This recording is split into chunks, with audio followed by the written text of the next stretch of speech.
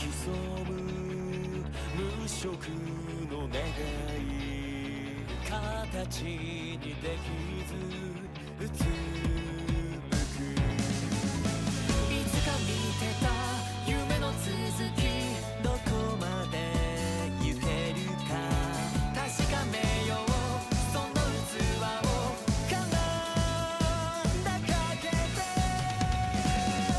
眼差しが捉えるクオーツのペンデュラム映すポテンシャルまだ行けるさあ乙女たちも今立ち上がる歌えよチャンスまだ行ける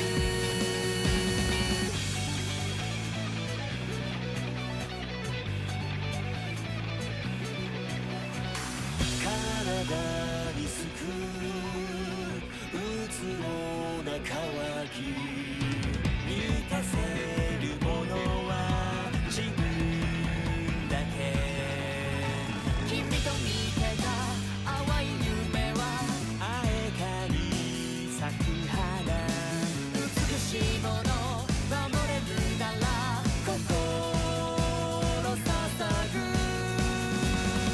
じゃゴールが一つでクォーツのライトで未来さえ照らしてまだ行ける遥かな離れないそう思うだけじゃ一度きりのバイクまだ行ける時に迷おうとも先が見えずとも残した足跡信じて遠回りしても足がもつれても歩き続けることをただただ重ねて人は皆育つまだまだ行けるさ決して手放すな今にも原石が光り輝く眼差しが捉えるクォーツのペンデュラム映すポテンシャルまだ行け Hello everyone! Welcome back to another Sakura Shrine. My name is Saki, and before we introduce our lovely commentators, welcome. If you're playing, you already know the drill. Don't make me yell at you. We will be working on getting your matches up on stream. And yeah, Amperflex, Miss Neesix, take it away! Flex got a fresh look to the name there, representing Odin's Eye King. Commentary purposes. Welcome to another Sakura Shrine. Saki, thank you so much for having me back. Folks may have recognized me from past Sakura Shrines for the Kombat for Rare events in the last couple of years, but that was then. This is now. Ms. Meeseeks, how are you tonight? Hey, I'm doing pretty well. I'm Miss Meeseeks. For any of you who don't know me, I'm a new face here to the Sakura Shrine. Saki, thank you so much for inviting me to have me on to commentate tonight. I'm really excited for these matches. And I don't know, I was looking at this bracket, Amper, and we're gonna have a fun night tonight for sure. Oh, it's going to be a long night. It's going to be a fun night. And it's going to be a little bit of a confusing night because I'm not so sure about you, but this is my first time trying to call our new installment in the Mortal Kombat franchise, MK1.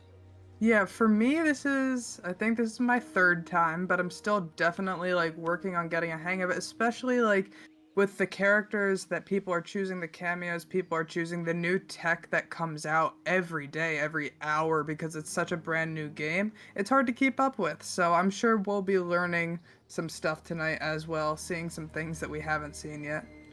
And it's really crazy to me. I'm looking at the previous top 8 from the last Sakura Shrine, and I'm seeing some familiar names as far as players go. However, I'm seeing not familiar character choices. Pardon me. Looking at the graphic here for fourth place last week, we have a very familiar name in the tournament scene with OD Full Auto, known for his godlike Sindel in MK11. Mm-hmm. Running Baraka? I mean, at this point, I feel like most of the characters don't play how they used to. Like, they don't play the same as they did in the other games. Not all the characters, obviously. A lot of them, like Sub-Zero, Scorpion, still have kind of the same gameplay. But if you're looking at a character like Sindel, they've completely changed her. If you're looking at a character like Baraka, they've completely changed him.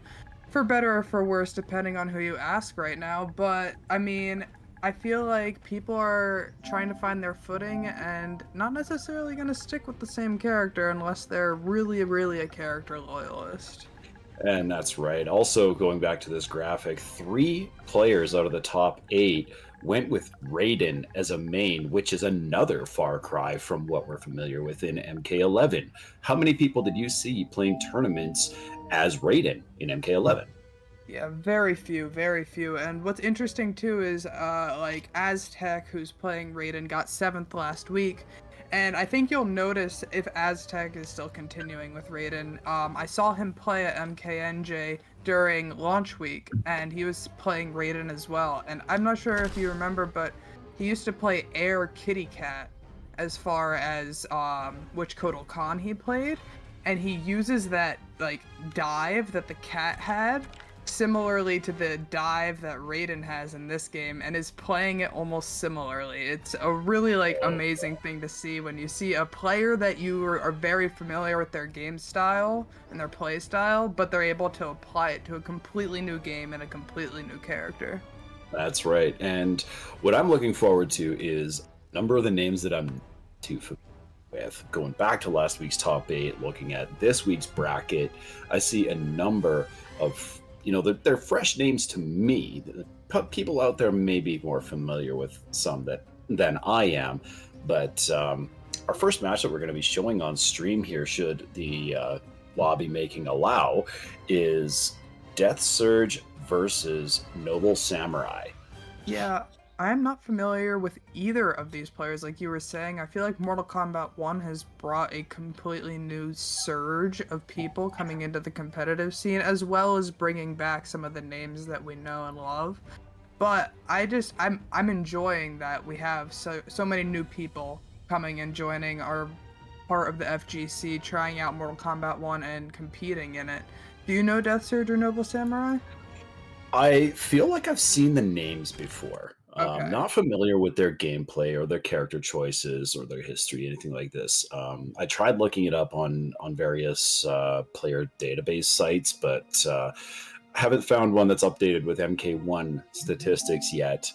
But one thing that I am familiar with is, one thing I'm thankful for, I should say, with MK1, with the way that you'd mentioned that we got people coming in from other corners of the FGC, I feel like it's almost just the return that MK is seeing, right? Like near the end of MK11's, a lot of players were leaving the game or stepping away from the game, taking a little hiatus and exploring other corners of the FGC. A lot of people went to Street Fighter V and now Street Fighter VI. A lot of people, or a number of them, went to Guilty Gear Strive or Melty Blood, for instance. Now I feel like we're seeing that return. People that know the names from those games are coming to try their luck against them and with them in Mortal Kombat, where these players originated. I mean, we saw that just recently, even offline at CEO Otaku. Like, we had Punk, and Punk is known.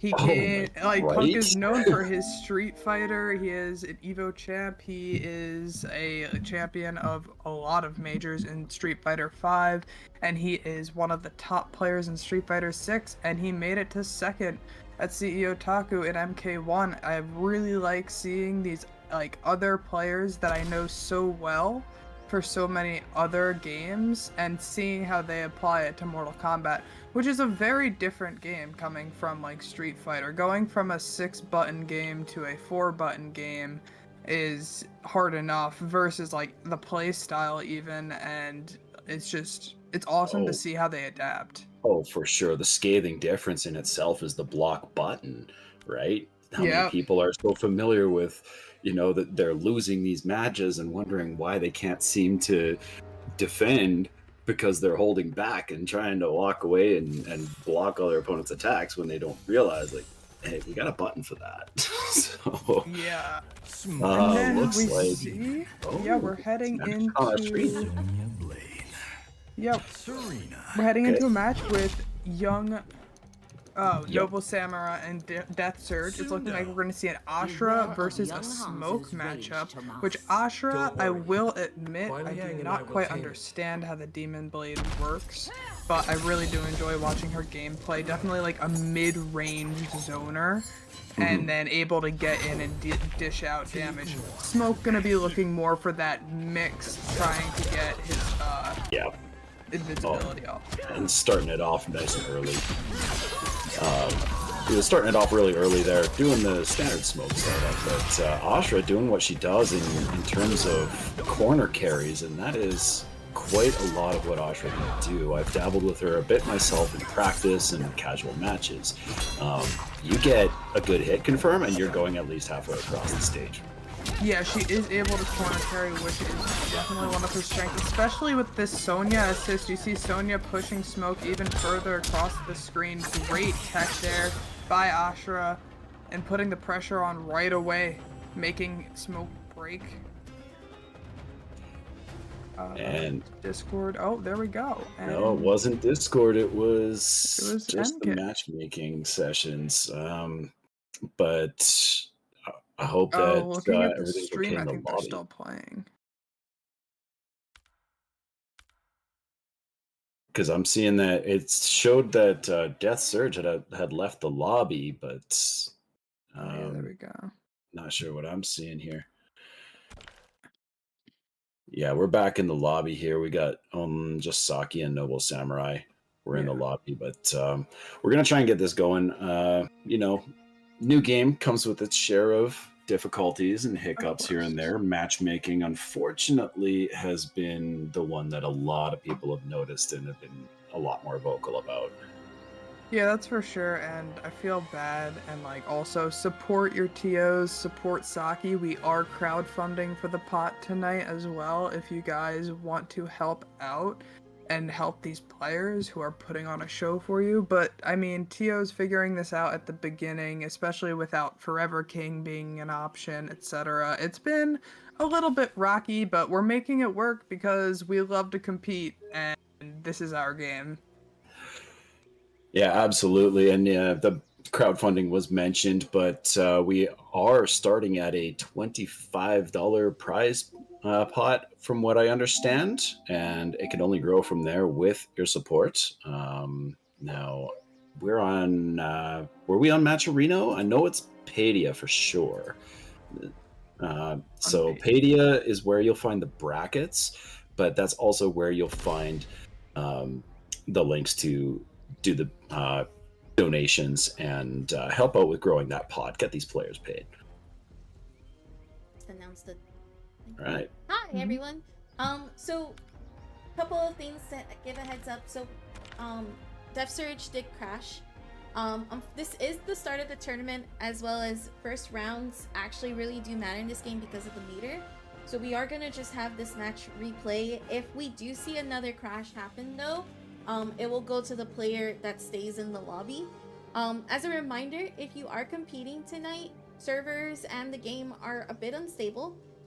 There's nothing I can do about that, which I'm really sorry, but we're gonna have to go with who is able to like stay in.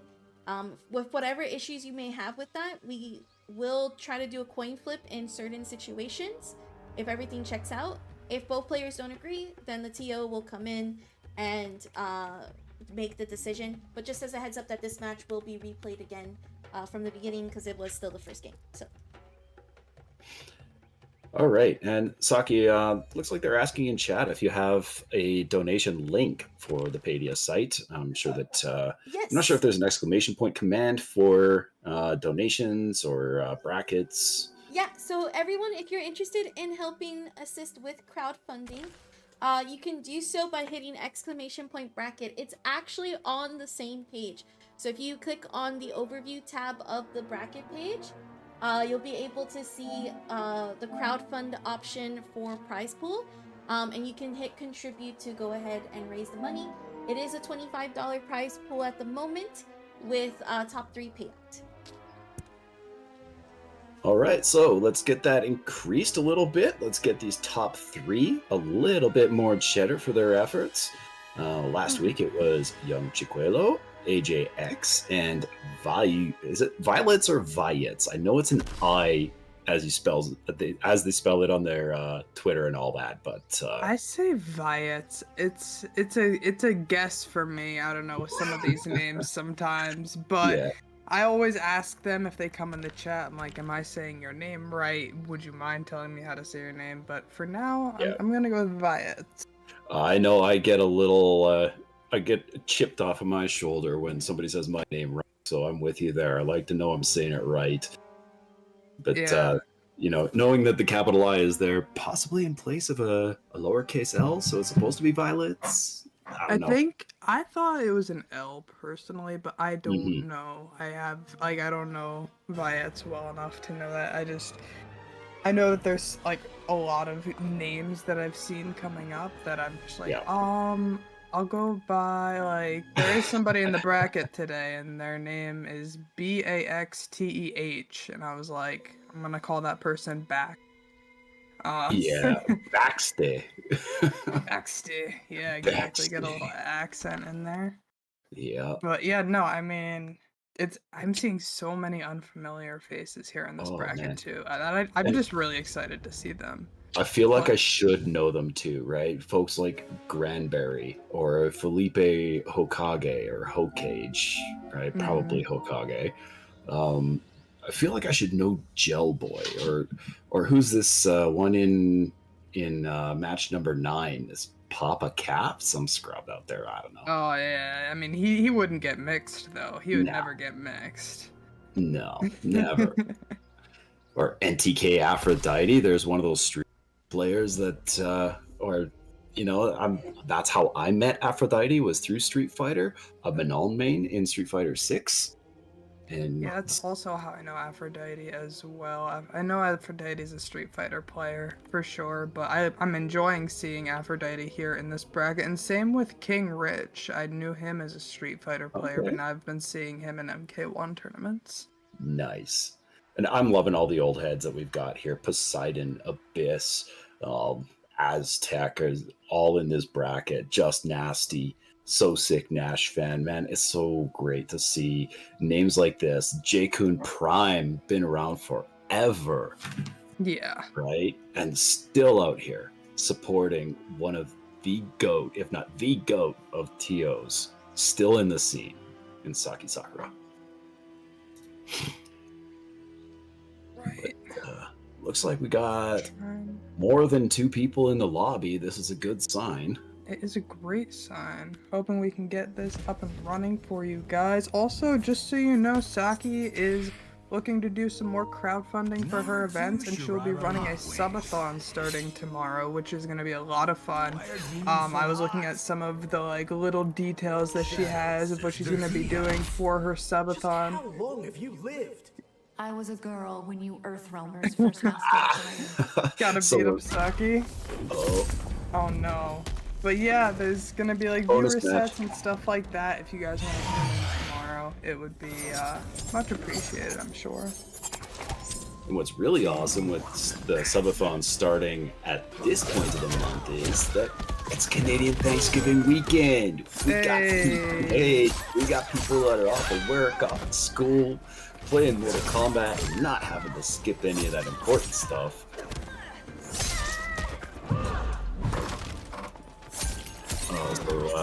Saki's just letting this one happen. Oh man, I didn't think I'd see Saki go down like this. I saw her playing on TNS the other night, and she was absolutely whooping. Oh man. Playing Megan Fox with wings. Just because we drink blood does not make us evil. No. I'm sure there's been some famous people in history that have said similar thing. Yeah, I mean, I'm sure. This guy needs to finish it off. Yeah, I don't think he knows what's going on. Darth Surge just finished this match. He's like, I guess I'll take the free win. Thanks. Yeah. I don't think he realized what's quite happening yet. Down two. Oh. He doesn't know he's about to face Ashura sweating. Coming at him. Oh, was he going for the fatal or a taunt? I think he's going for the taunt. Oh, okay. Smoke wins. Flawless victory. I like the taunts in this game. I do too. Gotta say. I also like that they didn't, that you can still bag walk people. Oh yes, of course. Well, I knew as soon as people were like, "No more teabagging because there's taunts," like it won't happen. I was like, we'll figure it out. We'll figure out how to teabag. Yeah, it's the NRS community. If we're gonna figure anything out, it's gonna be how to be toxic to each other. Exactly what I was thinking. Alright, here we go. Heading into this match. We're gonna be resetting, so we're starting at 0-0. We got the Smoke and Ashura. And see how these players start their first round again. So let's see if Smoke goes for that Smoke Bomb up. No, starting with the Serena cameo. Yeah, there it is. Smoke Bomb up and into the low. And that's one thing I find among Smoke players is a lot of them play very similarly in that they just port all over Hell's Half-Acre and back. Yeah, I mean, Smoke has to do a lot of conditioning to kind of set it up, but now that Smoke's in the corner here, you're in such a mess of a problem. Tries to get out, and Ashura ready to poke him out of that right now, just finishing it off with that one string. Smoke, I like the idea of trying to fish for confirms with that Serena cameo, but this is actually the first Smoke that I've seen running the Serena, and I'm wondering why he would be running it other than those confirms, and also for the damage, obviously, that she puts out. And that's pretty much it. The stagger, the damage, and a lot of Smokes I come across use Cyrax, as with a lot of characters that I come across. A lot of people using the Cyrax cameo because he's just so busted. Just like we have Noble Samurai, but on this busted looking Ashura taking that one almost flawlessly. Yeah, Noble Samurai played really well there. Like you were talking about earlier, that corner carry played such an important role here in this round because both times, as soon as Smoke got put in the corner, Death Surge was not able to find his way out. A lot less wake-up options. I don't think I saw him try to armor out, which is like one of the few things, kind of like a reversal, that you can do to get out of the corner. But Noble Samurai just absolutely pushing and punishing that corner pressure, and Death Surge's gonna have to be careful not to get caught in that position again. That's right, and Samurai is now on side being the victor. Look at that, Saki on top of the name switch. But one thing that I also noticed is that Samurai had no need for the stance switch to go into Dark Blade and set up any kind of the extra damage. Oh yeah, you are right. I did not notice that, but it's the punish on the Smoke teleport. Oh. Yeah, I didn't notice that he didn't use Demon Blade, and maybe it does more damage. Maybe it follows his gameplay better to not switch into that stance. Yeah, a lot of players I've noticed with Ashura will switch over to Demon Blade when they have a hard knockdown or they get that cameo buying them an extra second or so. That way they can just set up the, get the stacks on the opponent to deal extra damage when they do switch back to the light. Yeah, big punish here on that teleport from Smoke. Very unsafe if you can block the low. And we've got Noble Samurai is one round away from taking this match. Now, I'm not sure if we're running a first of 3 as you see in regular ranked. First of 2, I believe. First of 2 in the tournament, so yeah, this could be it.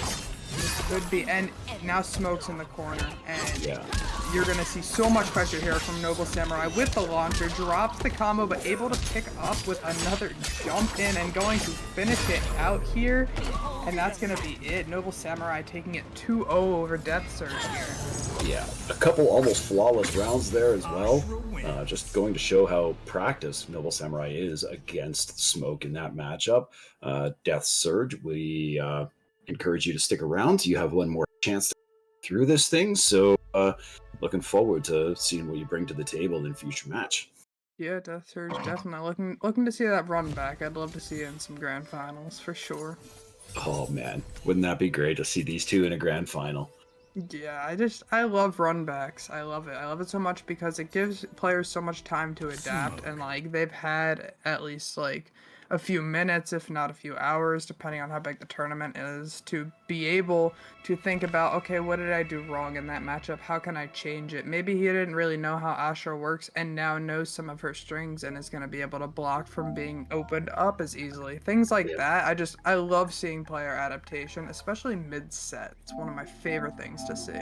Oh, it's great to see adaptation on the fly. And another thing I actually in its absence from Noble Samurai is he didn't use Ashra's 2-1 string all that, if at all. It's the one where it does almost like the crumple state, right? Where it just kind of gives them that stun, that stiff as a board fall down, where you can follow up with a projectile into full combo, and didn't have to use that one all too much. It was just pretty free flowing for all 4 rounds. Yeah, it was. Oh, So Sick Nash fan versus Renzo. So Sick Nash fan. Renzo, I don't know either of them. Okay, So Sick Nash fan, I'm familiar with the name. Also familiar with Renzo. Is it Renzo L? So I'm familiar with that name as well. Not to be mistaken for Reason, who was the Frost player in MK11, but Renzo and So Sick are both, fairly seasoned as it comes to at least online tournaments. I'm not sure about their offline records, but now I'm looking at the brackets here, and is this match 28 we're looking at, Saki? The Fire Temple. All right. We're on round 3 here. We've got a Johnny versus my boy. Oh. We got a Scorpion. Oh, but he's Let's using go. Serena. He's using Serena, which is good for confirms and good for extra damage. But I mean, Scorpion gonna have a really tough time now that Johnny got him in the corner just like that. First play of the match. Johnny is plus on his stand 1. He's plus on his stand 1-1. He is safe on his overhead. It is a problem in the corner with Johnny, especially with Sector, to be able to cover up any sort of armor breaker on wake up. Oh, Sector is like guaranteed Oki, honestly. And with Johnny being, if not safe, then definitely plus on half of his usable strings, then you put him in capable hands, you're not getting the turn. Yep, for sure. And we're going to see Scorpion going with the throw there.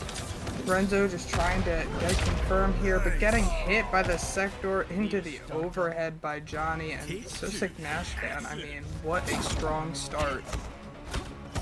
Well, let's see how Renzo can adapt on the fly here. It's just a matter of kind of blocking and hoping for So Sick to really mess himself up here, but there we go, getting the poke game, trying to create some space. I mean, I did reach out to a Johnny player. I said, when is it my turn? I don't know when it's my turn. And he said it's not, just duck and hope. Pretty much, yeah. Just duck, and if you get hit, you get hit. If not, then they probably went for a throw and you can blow them up. I mean, yeah, Scorpion just got the breaker and needs to get out of the corner, but gets hit by Sector and has a huge mountain to climb here. Gonna be able to land the 1-2 into the spear, going with the double 3-2 launcher, but doesn't spend any water because he used the breaker already. No, that's rough. It looked like he had a good thing going, but as you said, no bar to work with, so he couldn't extend that combo any further. Correct me if I'm wrong, but I have not seen this. So those were Amper's doggos for you guys, but I mean, I'm interested to see if there's a cameo or a character switch here. Scorpion wasn't looking necessarily too well for Enzo, but he's gonna stick with it. Stick with the Scorp Serena. I know that. So if he doesn't amplify that air spear, Scorpion is able to still get a lot of cameo usage off of it. There's a lot of cameos such as Sonya or such as Scorpion that are able to relaunch so that he's able to get more combo potential off of there. Or Scorpion can spend a bar, but like we were saying, Renzo did not have the bar to spend then. That's right. And sorry about that. Dare arrived, but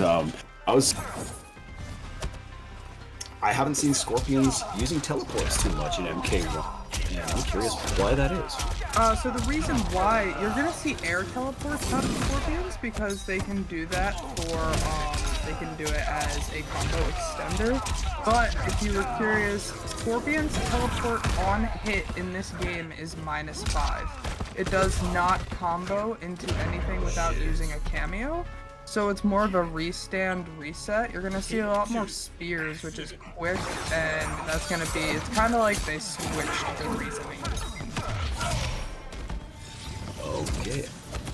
Oh! Awesome. Hey, thank you. Shoutouts to Charblock for the $20. Thank you so much for adding to the pod. That puts us at $45 here for these players.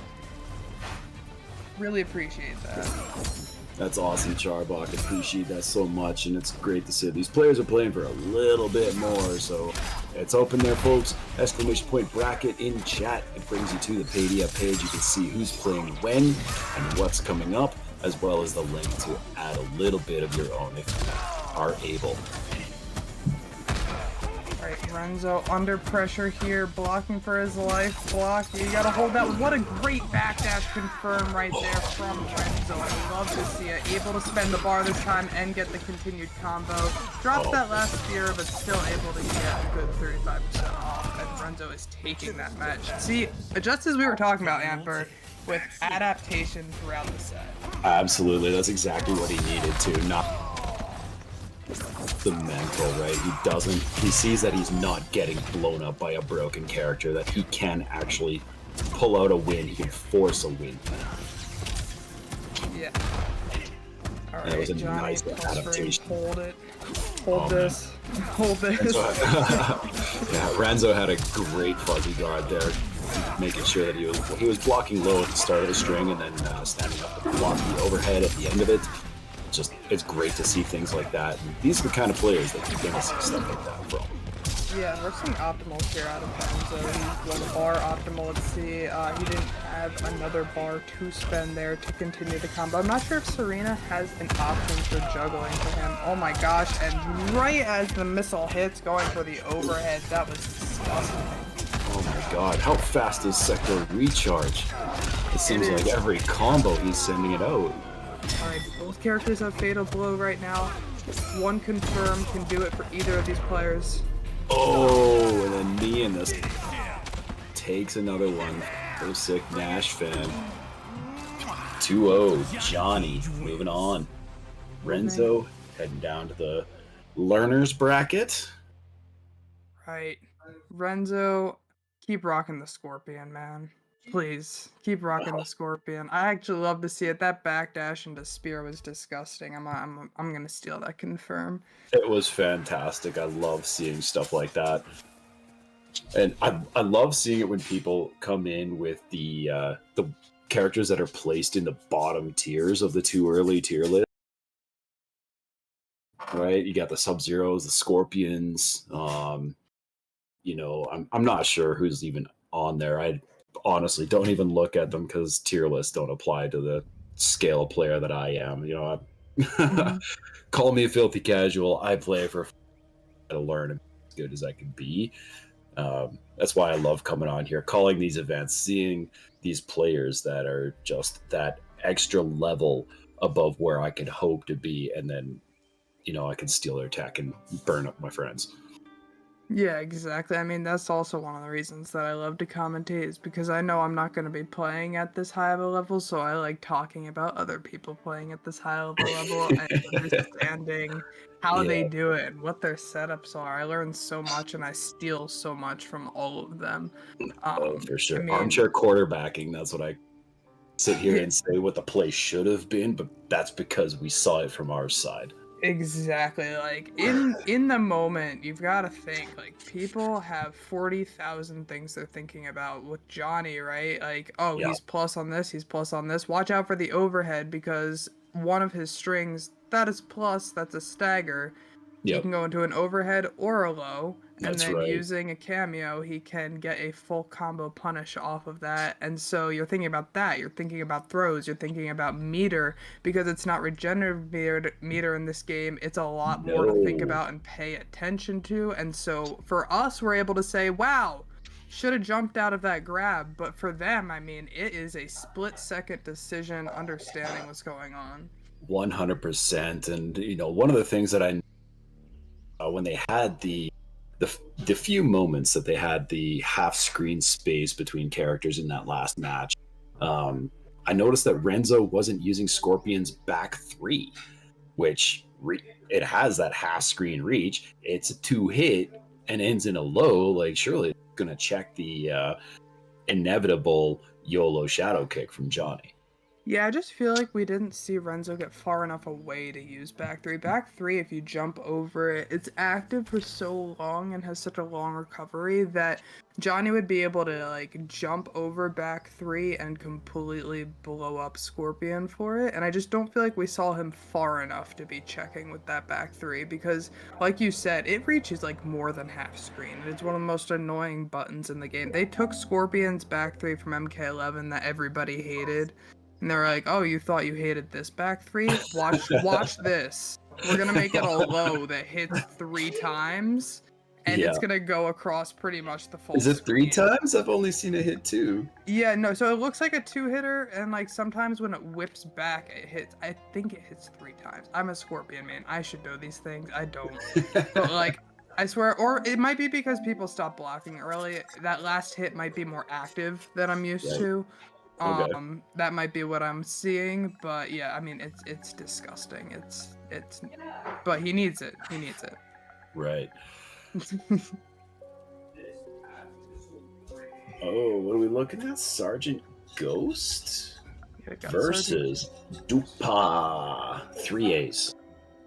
Match number Dupa. 32 in the bracket. Dupa. 1, 2, 3, 2, 1. Right. Because That's- 1, 2, 3, 2, 2, and 1, 2, 3. Yeah, obviously, and Dupa needed to add at least 3 As. Well, again, who knows? Like 2As and 4As could have been taken as well. That's true. That's very true. I'm Yeah, surprised. who are we to judge? Yeah, we're not. And surprisingly, guys, seeing this name, it's not an Xbox competition. So, we are on PS5 tonight. I feel like the Xbox names are like XX underscore da da da da da da underscore 404 underscore. Yeah, 6969 420. Yeah, exactly. Looks like we're seeing a Shao. Oh, Yes. Sergeant Ghost on the Shao versus Also the Dupa finest playing returning Megan admiral Fox. to ever serve. Yes, of course. That actually, you know what? That casting has actually chapped my ass. I was excited for it at first, but then I actually heard her. So I find it funny. Oh my gosh, that start off there too. Oh, Goro yeah. just throwing in the air and Natara able to chase down with that dash. Goro coming in for the throw, keeping Shao in the corner, and now Shao is going to be able to get out. Shao can dish out, like in most Mortal Kombat games, so much damage here just on his own. But that Kung Lao hat is going to be really important in keeping him Oh, safe. it's gonna be absolutely clutch in keeping the opponents honest. They're gonna have to block low, so with his higher attacks, his overheads, and as you said, Shao deals an incredible amount of damage. But the trick is being able to hit you. Exactly. And Natara definitely one who's harder to hit. Movement is such an important thing in this game. It's an important thing in every NRS game, and Natara with some of the best movement could be able to out-shimmy a Shao player. Now, the Just one like thing that I that. feel like, maybe working against Dupa in this matchup is that Natara is pretty reliant on getting in, doing a couple of quick things, and getting out, and relying on her, much like Melina, K11. Another one of Natara's stronger suits is anti-airs, but you're not going to see Xiao in the air a lot. Yeah, exactly. You're not gonna. I mean, I never see any. I don't even know what Xiao's aerial combos look like. I'll be honest. Xiao is a pretty grounded character, so I mean, he'll be able to check Natara. He has good anti-airs. That D2, just the simplest anti-air he has a really big hurt box. So I mean, the Natara's gonna have to be careful with getting around Xiao, especially as a big body character. For sure. And one thing I'm really loving is some favorites are randomized all for their skins on. We don't have just one set skin for everybody. Yeah, I love it too. I enjoy it. I like these purple wings. I think they're pretty awesome, to be honest. Yeah, I'm not a big fan of the mechanized wings or the I don't know. bat wings. Purple to me, I mean, you just put on purple on anything. Ah, okay. So you're a Zesquil fan with his purple scorpions. Yes, of course. And look at that, commanding by Sergeant Ghost. As we said, ridiculous damage coming out of Xiao if he can touch. Yeah, Sergeant Ghost able to get that knockdown, but no longer gets access to that hammer right now. Big combo coming out from Natara, gonna get a full 40% right there. Wow, at the cost of 2 bars on that and a cameo, but still 40% puts her in a very healthy position to take a round. Yeah, it's really Another hard to- 33. I mean, and just a D2 to close it out there. That's all you need. Do you find it a little ironic that we got Goro with going up against Xiao on this one, or Instead of working with him. right? It is a little bit ironic thematically. I mean, maybe Goro was just, done with him. Maybe in this version of the timeline, Goro was just not happy with Xiao, so he's got to pound his head in and throw him in the corner. I think maybe Xiao took away his drums. That's probably what it was.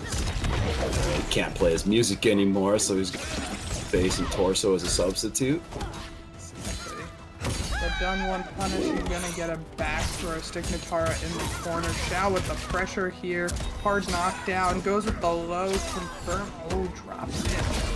And just with the raw overhead, gets Dupa. Sergeant Ghost is taking this 2-0 and moving on to the next round. Great display of power by Sergeant Ghost with that boss-looking Xiao skin. I love that skin. I don't know about you, but I am a fan. I like that they gave him horns. I think he looks amazing. like that half dragon look or whatever. Yeah, almost like as if he was like Onaga's son or something. Like almost as Right. if. Right. Okay. So Yeah, so we got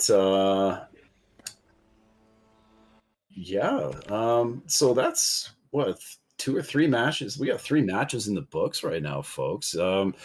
Please go check out the Padia page for the upcoming, what's left of the bracket, see what you missed, and also the donation link to throw a little extra cheddar if you can into the prize pool, get these players paid. We're sitting at about $45 right now, top 3 getting paid out. We're gonna go to break here right away. Miss Seeks, anything to add before we do? Nope. I think those were some great matches to start with, and I just can't wait to see what we have for the rest of the night. We'll be right back with you guys.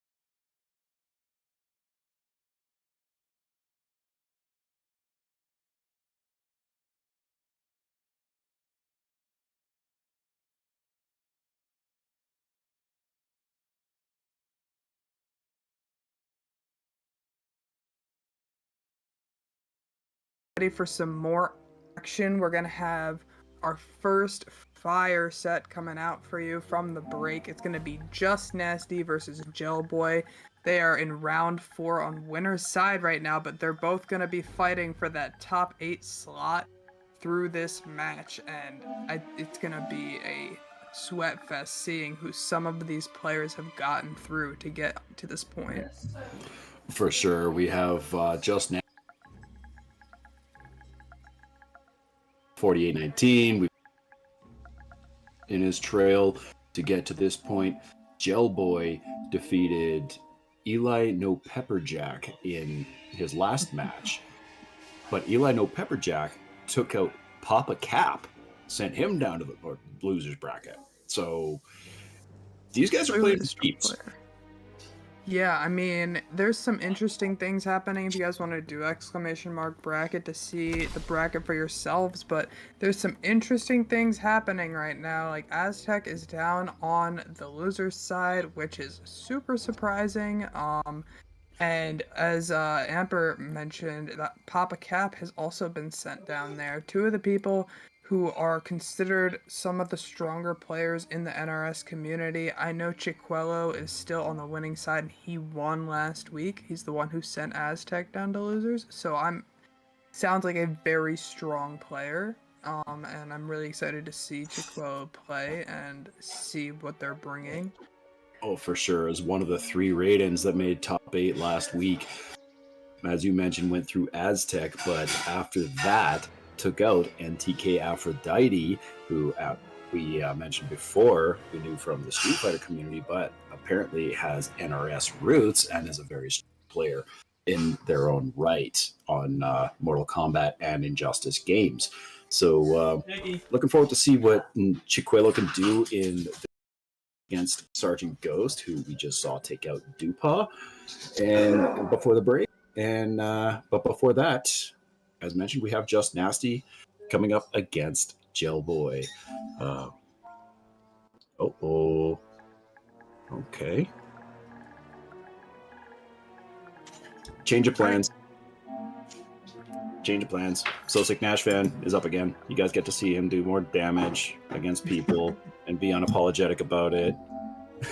Yeah, we're gonna see So Sick Nash fan versus JkunPrime. I was wondering though if you know So Sick Nash fan. I'm assuming that is probably originally a Street Fighter player, because Nash, and that being one of the main characters. But I have not seen, outside of the match that we just watched, So Sick Nash fan play. I did not see him in MK11, but I was there only around the end of its life, so I feel like I missed a lot of the NRS players. Okay, well, So Sick Nash fan, I recognize the name. However, I'm trying to go into the depths of my mind to realize where that's maybe Street Fighter, but it may also be from the Mortal Kombat community. Might have had a different name before. He got hooked on Shiraryu TV and big fan of Not Scash and whatnot. So who knows, right? Like, people have their stories, and I look forward to hearing what this one is. Yeah, we're seeing JkunPrime here on. Oh wait, yeah, JkunPrime is on the Reiko. We got So Sick Nash fan on the Johnny Cage. Reiko, Serena. Haven't seen that combo as much, but gonna be able to put out so much damage with Serena. Just like you saw there, just one combo, one cameo usage, and that's 37%. Oh my god, whoever thought that giving or making the game's best zoner was a good idea? Pair with someone Arena. You know, you're gonna have to ask NRS that, because I mean, look at these ninja stars too that come out from Reiko. They are so fast, they hit so many times. If he amplifies them as a mid, it hits 6 times, breaking armor, breaking Sub-Zero cameo armor. It breaks everything. All this shit. Yeah, it's actually wrong. And then they give him a slide too. Of course. He needs it. Obviously, because being able to win the match without touching your opponent is not enough. I mean, this is the best game plan that JkunPrime could go for as well, especially against Johnny. Keeping him out. You see every single time Johnny starts to dash in, he backs off, makes sure to get out of the corner, backs off, makes sure to get out of the corner, throw a random slide in there sometimes, just like that, on the reversal wake up, I and don't then think get out those of there. slides are random at all, because he notices how Soul Sick Nash fan is taking to the air to try and get over the incoming stars, and that's when he'll do the slide. It's a side switch, putting Johnny in the corner and getting back to a safe distance himself. Oh, Johnny able to block the slide that time, and now it's time for Johnny to shine. You're in the corner. How are you getting out? We've got the sector set up just like that, and a throw. Is that going to do enough? No. But the knee and the guts will.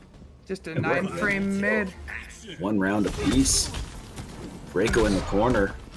Oh man, it doesn't matter who you are. Against Johnny, you do not want to be in the corner, but he switched real quick. So JkunPrime is in a very good position right now to take this round commandingly. As you mentioned, he only needs one combo, one cameo, and he's doing a metric buttload of damage. I mean, that's a lot of these characters, how people have figured it out, which makes it so hard to decide if you're going to use bar or if you're going to save it for that breaker, because if you're 2 touches into death, breaker is such an important thing to have, but then you can't have the damage for yourself. And there we go, So Sick Nash fan. So when he's done, it doesn't matter if you're dead yet.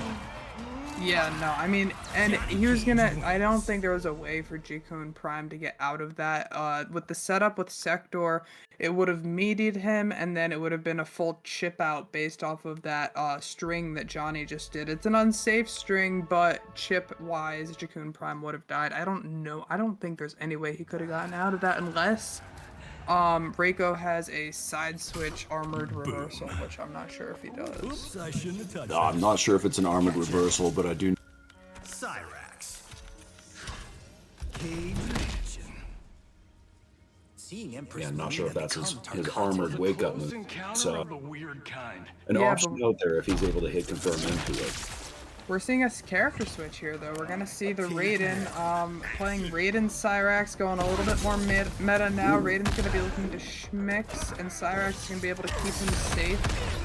The chip that we're gonna be able to see out of Raiden is gonna be insane, but I mean, So Sick Nash fan was like, no, we're gonna get him in the corner. You switch to Raiden. This is my turn. That's right. And honestly, you're talking about going more meta, getting all that chip damage, and you can only really do that if it's your turn.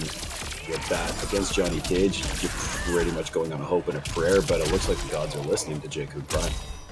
Yeah, I mean, even just in that little sequence, he ate about like 11% chip damage from the Cyrax and from this electricity. I like what they've done with Storm Cell. Yeah, you like Storm Cell? No, I like what they've done with it. Right, this new version of it keeps people honest. No more of this block 2 hits of lightning and duck the 3rd. Yeah, that's true. Oh, great conversion, but drops it there. Plus, you gotta hold it. He tried pressing, and now you're eating a full Johnny combo into the setup, and you're in the corner. And that's it. It is ridiculous how oppressive characters like Johnny and Raiden can be if you let them. Yeah, exactly. Great use of the armored Superman to get out of the corner there too from JkunPrime. Plus. Yep. Stagger, plus safe, plus drop your hat. Yeah, you dropped your hat on there, dude. Wow, So Sick Nash fan securing that top 8 spot just like that over JkunPrime. That Johnny, I really like the Johnny sector. I like the setups on Wake Up with Meaty because all you want to do is get out of the corner against Johnny, right? And then if you have an armored move and you time your sector correctly, if you Meaty on Wake Up, the armored reversal will not work and you will just stay in the corner and you will have spent a bar and you will just be eating more Johnny damage. This is the first time I've seen a Johnny running with sector instead of Cyrax, really.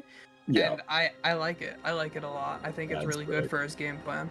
Yeah, and normally I see Cyrax with Johnny, and they're asking if this is winners. Yes, this was we're in winners round 4 with this match that just finished. So Sick Nash fan and JkunPrime. We have 3 more matches in round 4. Looking at everybody's favorite Shiraryu commentator, TO, and player Poseidon against Lightning Vulture. We have Sergeant Ghost that we saw in action earlier against Dupa, taking his set 2-0, going up against last week's champion, YoungChicuelo. And then we also have Gelboy, who's had a rough road ahead of him, going up against Just Nasty. Yeah, and Just Nasty, a name that we know definitely from the end of MK11, was really climbing the ranks as far as a competitive player. And those are the players that I was really excited to see MK1 with. The people who were thriving at the end of MK11, who came to it towards the end of its life. Some of the younger players like Shuleta, who I just saw on TNS the other night, he is a 16-year-old competing, and those are the people who are going to just really bring innovation as well to this game, and just a whole new, basically, generation of fighting game players coming up. That's right. As much as the old heads may not want, time will come, and these are the ones we're watching. Farm team come into their own, or they get called up to the bigs, so to speak. This is the new generation of fighting games, is these 16-year-olds. Just saw an out there, was posting a bunch of tech on Twitter. God, I wish the name didn't escape me just as I was starting to mention him, but you know, it's apparently a 14 or a 15-year-old player, and he's been putting out tech that I believe Xaziz has been tweeting out himself. Yeah, I mean, those players, everybody like jokes about young reactions versus old reactions, but those players have, number one, a lot of time to grind the game, and number two, they're like very competitive, very committed, and you don't know like what their prior fighting game experience is necessarily, but they're bringing in a new perspective to the game, whereas people who are very solidified in the FGC or in NRS games are going to be able to pick up on certain things in the engine that maybe the newer players wouldn't be able to, because they're like, oh, I saw this in Injustice 1, this is how this works. Right, and we're getting into some action. Just a second Shao Kahn of the night. Yeah, and we're seeing Shao run with Frost usually being used for her cameo, either for the pushback or for the low into ice. So that you can get full combo. Yeah, that low freeze is so quick on startup. It's tough to defend against unless you make the read. And as you mentioned, the pushback, making block strings safe. I actually mastered Frost myself, you know, went through all 15 levels on her just to finish it up before choosing a cameo that might actually work with my katana, but Frost was, I felt like Frost's major weakness is that she's all summon calls, no ambush. Yeah, that is a big difference with some of these cameos, is whether they can be called in mid-combo or whether you have to wait to summon them during your combo. Great throw punish there on the overhead from Smoke. We saw Gelboy take that first round and gonna be able to punish on the Frost cameo. Smoke with a huge corner combo here. Not even using the Serena and still able to get 32%. No, it's ridiculous. Sometimes if Smoke has the honestly, if he's getting a combo on you, just put down the controller and, I don't know, make a sandwich or something, because it's not your turn for a while. Yeah. Opens up Shao and gonna finish out the round with this. Just Nasty. Getting nasty with that Smoke. Taking a 1-0 so far over Gelboy. Using the speed over the brawn. As mentioned, Shao Kahn deals a lot of damage. If he can hit you, Smoke, it's going to deal that damage anyway.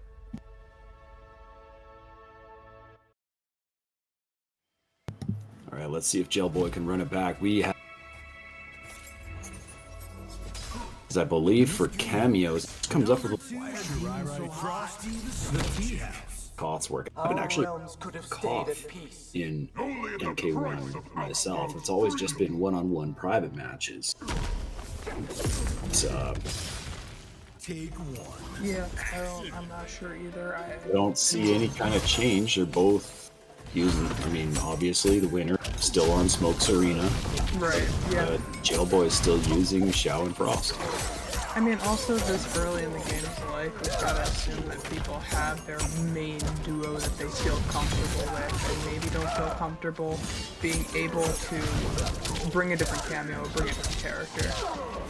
That's right. But that's what events like this are for, folks. It's for people to learn where they sit, how they enjoy characters, where they sit on the charts. Have a little fun with it, and why not have a chance at a little bit of bread at the same time. Take two. Exactly. Just Nasty here is sitting on set point, trying to secure that spot in top 8. Like we're saying, we're in winners round 4 right now. The armored wake up there from Shao, gonna get a full combo into a side switch. That looks super risky, just like blocking a string and then buffing the axe in his face. I mean, called him out for it, and it's paying off. Yeah, look at this. All this damage. That's, you know, it's only, well, I say only, but 29% on a touch, and that's almost 2/3 of your life right there, so. No bar, no cameo, but Yeah. Just Nasty coming back here, opens up with the low, gonna be able to confirm into fatal. Oh no, the breaker. Jailboy is safe for now. Cameo saves him from the freeze. Tries to go for the roll fatal, but the teleport overhead gets him. Just Nasty. Plans within plans and counterplays to the counterplays. Have Just Nasty finishing the set at 2-0. Wow. That was probably the most exciting end to a set that I've seen in this game so far in its young life. Me too. That was crazy. That was so smart with Just Nasty. I'm not sure, I'd have to look back, but I'm pretty sure he used the armored version of the move too. Which is just like Saki staying in chat, definitely clipping that. That is definitely a clip for sure, squad. Welcome to the event. Welcome to the stream. And holy cow, yeah, we're in round 4. And I think just even if you only caught the last 3 seconds of that match, you can tell that was definitely getting into a almost semifinals match. Yeah, no, that was a sweat fest. Just Nasty wanted that spot, and oh my goodness, that was such a play. I'm still stuck on that. I'm gonna be stuck on that probably all night. But that might be play of the night. Somebody needs. Oh man. I mean, you guys have a lot to live up to if you wanna beat that one out. Oh, for sure. I'm going to be sharing that clip around all the circles that I'm involved in. I don't know, like as disgusting as that was, I really hope he brings that forward because his next opponent is So Sick Nash fan in round 5. What is up, Ninja Ostrich? I see you in chat. Hope you're having a great day, dude. Big fan of you myself. Biggest fan of you myself, for sure. Ninja Ostrich. How can you not be a fan of somebody with a name of... Wow! Can you imagine the kicks coming out of that thing? No, I mean... Oh. God. Use the beak. Mm-hmm. Stealthy beak. Right? So, I'd imagine we're streaming all of round 4, are we, Saki? Because if we...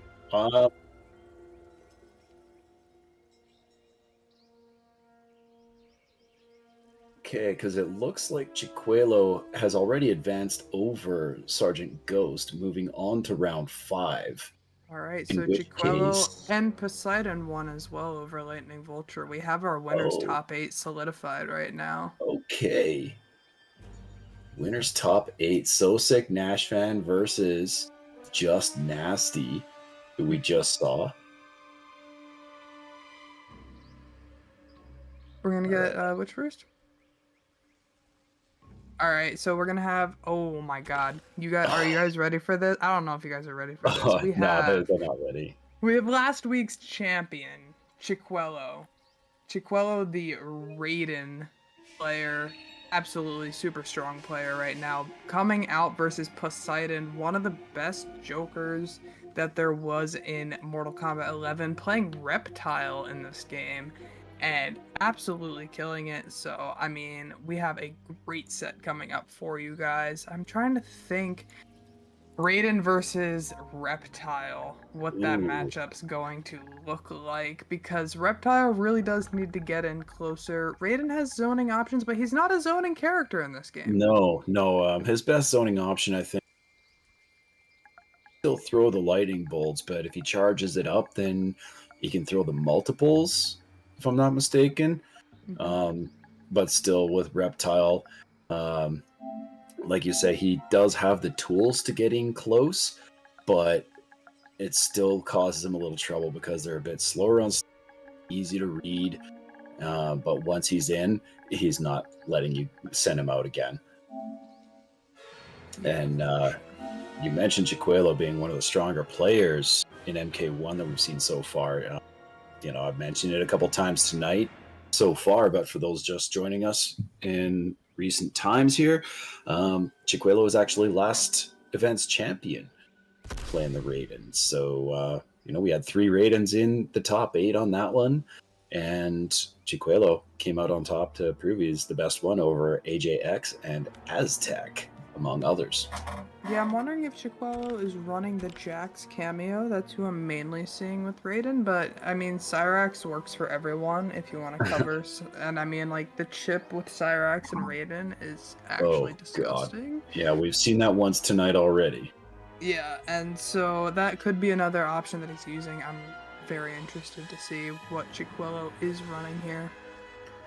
All right. And which losers matches are we going to be streaming? I wonder if it comes down to it, or if we're just going to be seeing when it comes to semifinals and finals. We're probably gonna just see, like, we're probably just gonna run this winner side top 8 and then catch up with the loser side, see who we can catch up with, maybe watch some like losers finals lower round, and then okay. Well, yeah. It looks like we just got notification here. We are yes. 1425152. So we're gonna be watching some of losers round 1, some of losers round 2, and round 1 of losers round 5-1 and 5-2. If you're looking at the bracket on Padia, this is going to be people fighting to get their top 8 spot. Obviously fighting because it's double elimination, not to get dropped out of the bracket.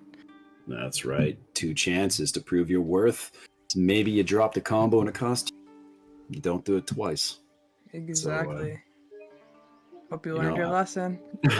And I've also found that input errors in this new generation of fighting games have been quite the thing. MK1, Street Fighter 6, it's happened a lot to people I know in the last patch of Guilty Gear Strive as well, is that for some reason inputs they either get eaten or they just don't come out.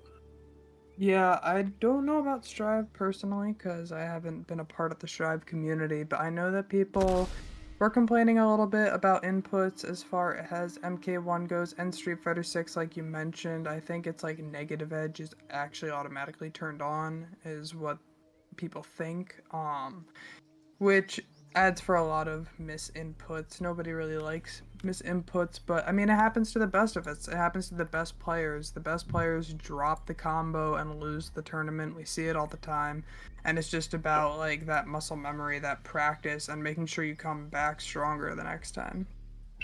Yeah, that's right. I've even heard players in the Street Fighter making mention of it. Silos is right up there. Mr. Mostaflees. They've all made mention of the input errors, whether it's cost them matches or tournaments. I'm not sure, but when a player like that mentions an issue with a game, developers take notice. Of course, yeah. That'd be like Ninja Killer, Sonic Fox, and the Chilean twins, Nicholas and Scorpion Prox. If they were to be mentioning MK1 has input eating happening here, fix it, then NRS would be right on it. Yeah, I feel like NRS definitely is also coming. They have updated us, coming out with a couple patches, some quality of life stuff. So I mean, this game is only going to be getting better as the life goes on. I'm excited to see how the meta adapts once they come out with any sort of changes. But I mean, I see people coming out with tier lists right now, and it's just we don't even know. We don't No. even know. We are literally in the first month of the game. And if Yeah. you like remember back to Street Fighter 6's launch, some people who they thought was like super broken turned out to be low Manon. tier. Yeah. And yeah, like Manon, like people were like, oh my god, she's absolutely broken and cracked. And then it turns out she's not. She's pretty mid tier. It's not like she's bad, but she's You'd be lucky awkward. to see her placed above a B right now. Yeah. And so it's just like, we don't know. We don't know right now. There's a lot to figure out. There's a lot of like, and the whole thing that makes it even more so with MK1 is the option of cameos. Because cameos, Oh, man. like if you just were to think about like in MK11, if in a patch they were like, just so you know, this character is getting a brand new move. This character will have a brand new move that you've never seen before. That would be absolutely insane. When you add cameos, you have like 3 to 4 brand new moves for every single character. So it's just like there's no way that anybody, not even Sonic Fox, has tried every single combination. I want to see No. some more Shujinko representation. Hi. Hello. Hi, Saki. Hi. Hi. Just Nasty, you can play your demon lobby. I just check back here before you play that next match. Just a heads up. YoungChicuelo. Going once. Going twice now. You're not in this lobby. I am DQing your butt. I do not care if you are in top 8, my love. So get your butt in here, or the win's going to Poseidon. I've already No DM'd you. favoritism. I've already tagged you. Going once. Oh, perfect. Thank you for listening. Yay! Bye. Young people listen. They do. After you yell at them, though. You gotta yell at them first. Yeah. Yeah. You have to warn them that you're gonna take away nice things. Exactly, and then they'll listen. But yeah. We've got both Brother Poseidon and Chicuelo here in this lobby. We've got Poseidon rocking the Sector Reptile, and then we're seeing the Raiden, and he is using Cyrax. Alright. Man, bro, Sidon's not doing the was Reptile. Yeah, I guess not. Maybe he hasn't unlocked it yet. Gotta spend some of those coins, my boy. Yeah. Probably practicing his gameplay. He's got to hold that plus frames here from Raiden. Oh, tries to interrupt, but doesn't time it correctly. Cyrax is going to be able to throw him in the air, and Raiden gets him in the corner. Alright, he juggles here. Hello, look at this damage output. Look at the chip. Just My god, that's ridiculous. all he needs is one more hit from Cyrax, one more hit from Raiden, and yep, there it is. Just the down one to finish it off. Chicuelo running away with that first round. I think we see why he won last one, but missed the anti-air with the. Oh, is it? Great conversion there from Poseidon, starting to get his game plan working. Tries to go for the projectile, but Chicuelo is ready with that teleport. I'm charging my fireball. Yeah, able to get all 5 of them to charge too. That's a good trade for Reptile if he can just get one of the Raiden fireballs, but he doesn't want to trade with all 5. No, that's right. I love how he's using that gator roll to get in. Yeah, it's a really smart idea, definitely because it's going under any of the highs. Yeah, the trick is just staying in, because it seems like as soon as he gets that chip damage. Yeah. And look at this pressure opening up Poseidon. Just one more confirm, and Chicuelo is taking that first match. Damn, well, Poseidon definitely saw where the gap to punish them. There was a couple times where Gator Roll worked, and I think Chicuelo figured it out that if he just blocks, Gator Roll doesn't. Yeah, and I mean, Poseidon, veteran of a competitive player, we're gonna see an adaptation here. Is it gonna be enough in a 1-2 against this really, really strong team and really strong player? I'm not sure, but definitely gonna see a different match as the second match. And honestly, Poseidon's one of the smartest players that I've seen in the competitive scene. In the you know, you mentioned adaptation, and that comes with a great level of intelligence and gameplay knowledge, matchup knowledge. You have to know your opponent's character and your own. And if anybody's going to do that, honestly, Poseidon is one of the top people that will. I agree. Poseidon definitely one of the most well-versed in tech and in the game. Look at that stagger. He backdashed into the low, gets a full launcher, and Poseidon has the life lead right now. The meaty as well gets the setup. Corner carry. Yeah, double slime ball. I love that overhead to finish it off. But now he's in the corner against the chip damage, and For Poseidon, though, he's able to finish it out, taking that first round. Simply a whiff on that jump in that Willow had there, and oh, the tracking sector teleport really saved Poseidon on that one. Oh, 6 lightning balls. No slime rush for you. Let's hold that. Yeah. Thing is, the triple low is punishable, is it not?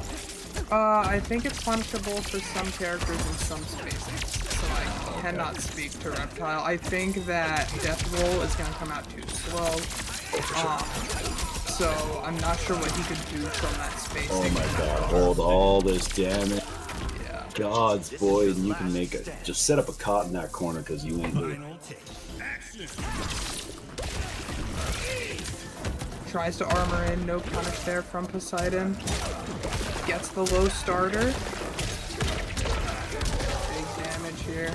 Getting another setup. Oh, yes. There we go. Had the second missile out there. Set up for the gator rolls. So, another gator roll getting under the lightning balls. Big damage.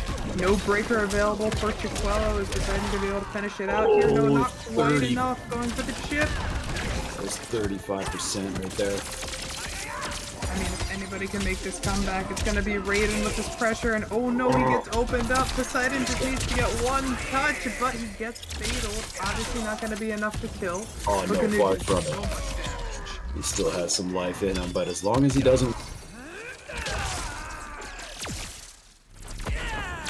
Yeah, I mean, this is just one chip setup, though, from JkunPrime. One chip setup, and here it is, and you're done. Yeah. Oh, that's gotta be so frustrating for Poseidon. I'd imagine that can't even be armored through. No, you just have to hold that. That is completely, you just have to hold that. So as soon as JkunPrime got that setup, that chip setup between Cyrax and the new Storm Cell, it is just absolutely ridiculous. Yeah. Can we call it Lightning Carpet? Lightning Carpet? I like Lightning Carpet. Wait, are you talking about like the one that's on the different ground? move. Yeah, Lightning Carpet. Okay. Electricity can burn. Yeah, I like that. I'll stick with that. It just has a Sounds nice good. ring to it. What are we gonna call the? I don't know what it's actually called, so I mean, No, Lightning exactly. Carpet fits. Let's go with Lightning Carpet and Static Bubble. I like those.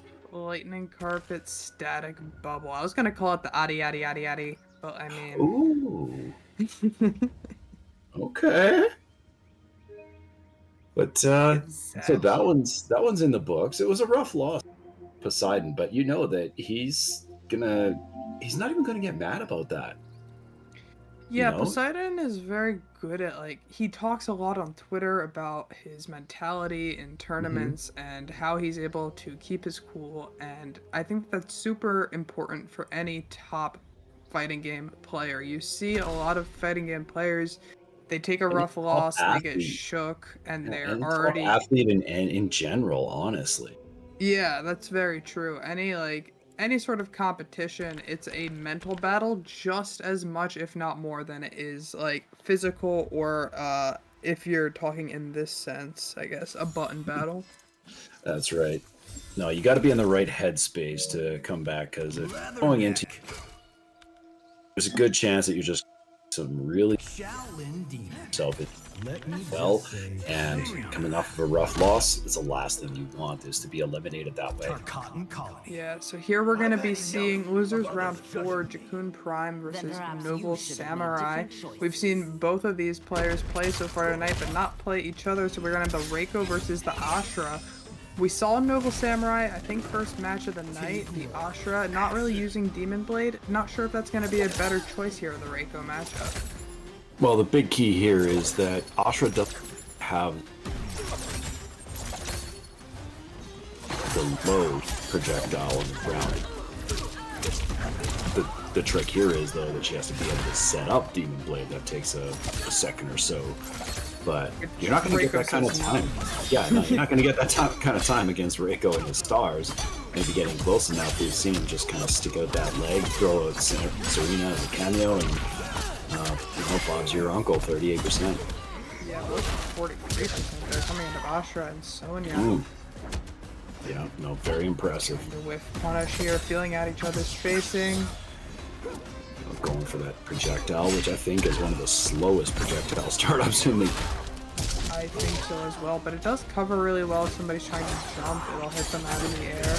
Oh, gets caught by the Serena Pizza coming back. Yeah. The boomerangs. Return chakra. Didn't know you can just neutral duck that. Get a couple of pokes in. Nice block on the slide. At least you got the block on the slide, though. Otherwise, it would be bad news for one more round. Yeah, fair enough. And good duck OS there into confirm. Gonna get a full corner combo here. Using one cameo and getting 35%. Reiko's gonna use that armored grab reversal to get out of the corner. Yeah, we were talking about that earlier. Didn't know if he... Yeah, there it is. He does have it. We know now. All right. Yeah, we're all learning here. Well. Yeah, we are learning. That's the fun part about a brand new game. Yeah. The best part about all of us learning at the same time is that some of us get to look more publicly like idiots. Yay! Nice block on the slide there. Oh, not quite a full punish, but got some space made. And yeah, one touch for either of these characters right now. Yeah, it's a dangerous game. Oh, raw fatal. Oh, jumps it. Nice punish. Get the last tap. Raw fatal just not gonna work in this game like it did last game. But I think a lot of people are happy about. Oh, for sure.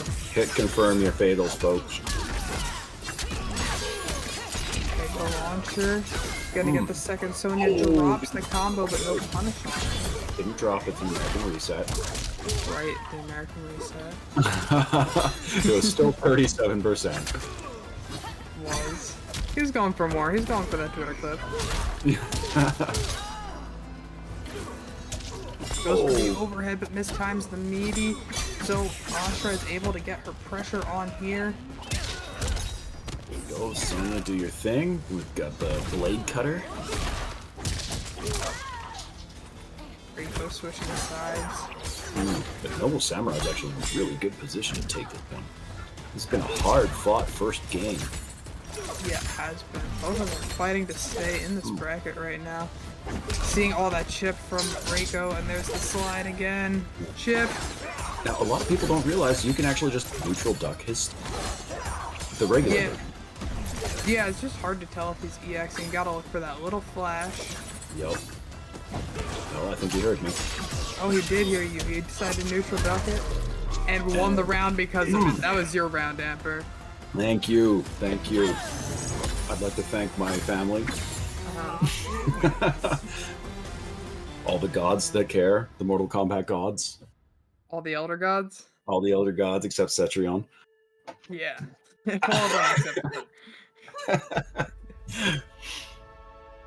So Noble Samurai with a very hard fought 1-0.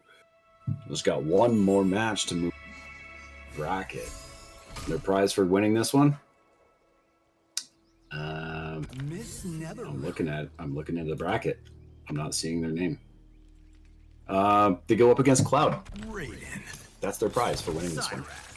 I mean, that's quite nice getting to go up against a even sweatier person. Hey, we're seeing the switch to Raiden again. We saw this out of JkunPrime earlier.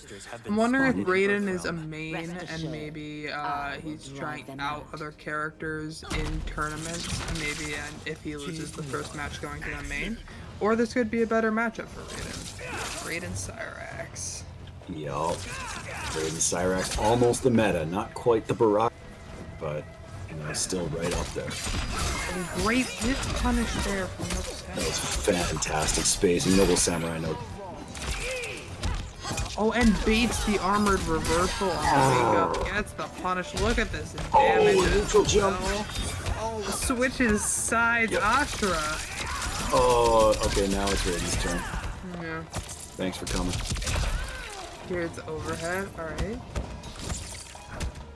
So many characters look so fun to play, but I just can't bring myself to put a cursor on them.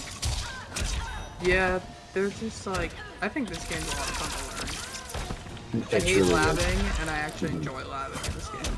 Yep, I'm the same way. And there we are. There's Raiden showing off all the damage as it happens on block and on hit, and just so many hits. So many hits. We're gonna try to work our way out of this corner here. Cyrax keeping it safe. No conversion there from JkunPrime. I counted 6 block hits on lightning carpet. There's, oh my god, that's so many. That's so much shit. And I probably missed a couple because I'm old. Plus, if you call him lightning carpet and then you call him Cyrax, how many extra hits is that? Oh my god, that's at least 4 more. There we go, full combo. Asha with the Wuxia swordplay. Yeah, still not seeing any Demon Blade play. Hasn't needed it. Yeah, and is sitting on match round right now, looking to secure a spot in losers round 5. You're getting 30 to 43% of touch without putting any kind of stacks on your opponent. Why should you? Yeah, fair enough. Catches the toes. Oh, didn't quite get the whip punish. We've seen that one pretty easily before, but not that time. But still, Noble Samurai showing no fear against Raiden right now. Yeah, Noble Samurai holding that, gets caught by the Cyrax, and I've seen people doing that on purpose in that set, Yeah, because you can get a full punish on Raiden. I was just about to say, it looked like that was purpose. Let go of block. Take the intentional knockdown so you get your turn back on Raiden's minus frame. Yeah, you have to make sure you do it on a certain part of Cyrax's hit so that you don't get carried up into the air. It's a very hard tech, but it is tech nonetheless that Noble Samurai is trying to put to use. And he did it quite well in that scenario, and at least 1 or 2 others in the past. Alright, the overhead, both of them with Fatal Blow, but Raiden just gonna come in with the sweep and take the game. It looks like that Raiden switch was a good idea. Yep, J-Kun known for Raiden actually. Well, and, I believe he played at Raiden and MK9. Oh, did he? Yeah, I don't... I do not know the MK9 scene at all, but I believe you. I didn't really know the MK9s, following them through MKX. J-Kun I came across kind of mid MK11s, and just kind of you go down a rabbit hole once in a while. So, Temple of Kata Revolt. but Noble Samurai sticking with the Ashra, as you mentioned before. We're still early enough in the game where people may be dedicated to a single character, right? Maybe testing out a secondary in tournaments and exhibitions, but Noble Samurai sticking with the Ashra. Yeah. I feel like the Ashra's working out for Noble Samurai. That was not getting run over by any way, shape, or form. Good spacing as well Noble Samurai has against this Raiden, looking for that whiff punish. So I think that sticking with Ashra is probably a good choice there. Absolutely. Stick with what you're comfortable with, especially lose overwhelmingly. Noble, I don't think Noble's losses have been overwhelming at any point so far tonight. From what we've seen, anyway, it's always been just a matter of who gets that one extra trade advantage. So Noble eating a lot of chip here now, though. And as I was saying about chip, Working his Jesus. way in. Call Mr. Frito-Lay because he just made. Look at this. Even comes with a flying yellow bag. So much. The lightning carpet into rope is ridiculous. That fireball right in the face, but doesn't get it. And here comes the chip out. Yep. Commentator's curse right there. No. Just so many hits that you have to. That overhead as well. Wait, super fast. It's unreactive.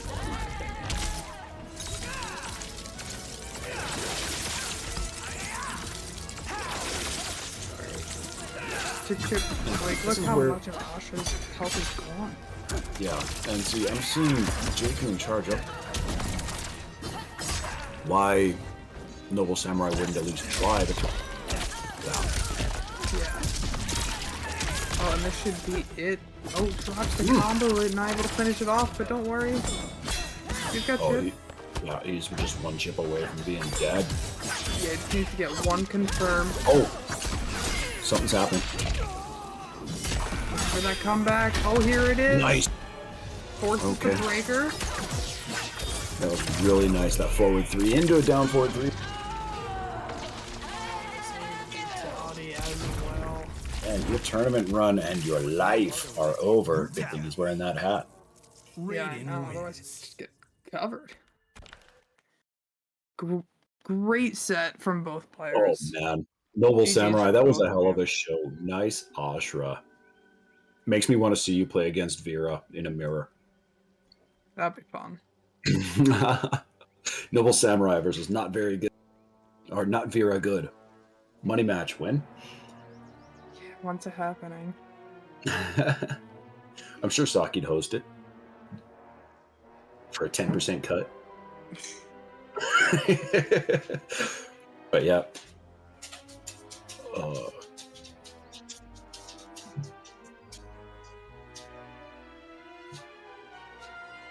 Alright, sorry for the silence there for a second.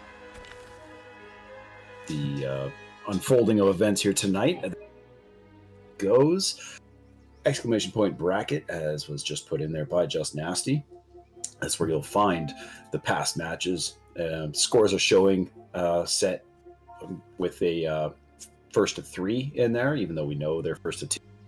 Just a Padia thing. Don't worry about it. But it shows you matches coming up. And it's also showing your donation link, where you can go to chip in a little bit of cheddar for these players if you're able. We're sitting at $45 still. Yeah, I think we're at 45 right now. It's Okay. looking like, I think we're at 46. We're at 4,600 solar crystals. I think that's $46. Okay. Yep, and that's all. It's all going to the players. Would love to see some support for these players. You guys are seeing some crazy high-level play for sure. And if you're in here and aren't following Saki, I don't know what you're doing. One of the best TOs out here, putting on a lot of Mortal Kombat competition for us, and we really appreciate you hanging out in here with us and For sure. enjoying these sets. And top 3 is being paid out. And as mentioned, follow Saki. That's free. Doesn't cost you anything unless you want to chip in a little extra toward. Subscribe to the channel. Throw a little into the donation pool. It is what it is, right? If you're able. We don't ask anybody breaks the bank on anything, but if you can throw a little out for entertaining you for a couple hours, then every single penny is greatly appreciated. So, as mentioned, we're at $46 going towards the top 3 for tonight. Our next match up, we're going to have Lightning Vulture versus Sergeant Ghost from Losers Round 4. And then, we'll have to take a moment to catch our breath because it has been it's been compressive on my chest so far today. It's been heavy. Too. I think I feel like I'm sweating more than these players. I mean, definitely not. But I mean, I'm excited to see Sergeant Ghost play again. Sergeant Ghost had that Xiao Lao action and was really putting a lot of pressure over on the winner's side. Really like seeing how he was playing.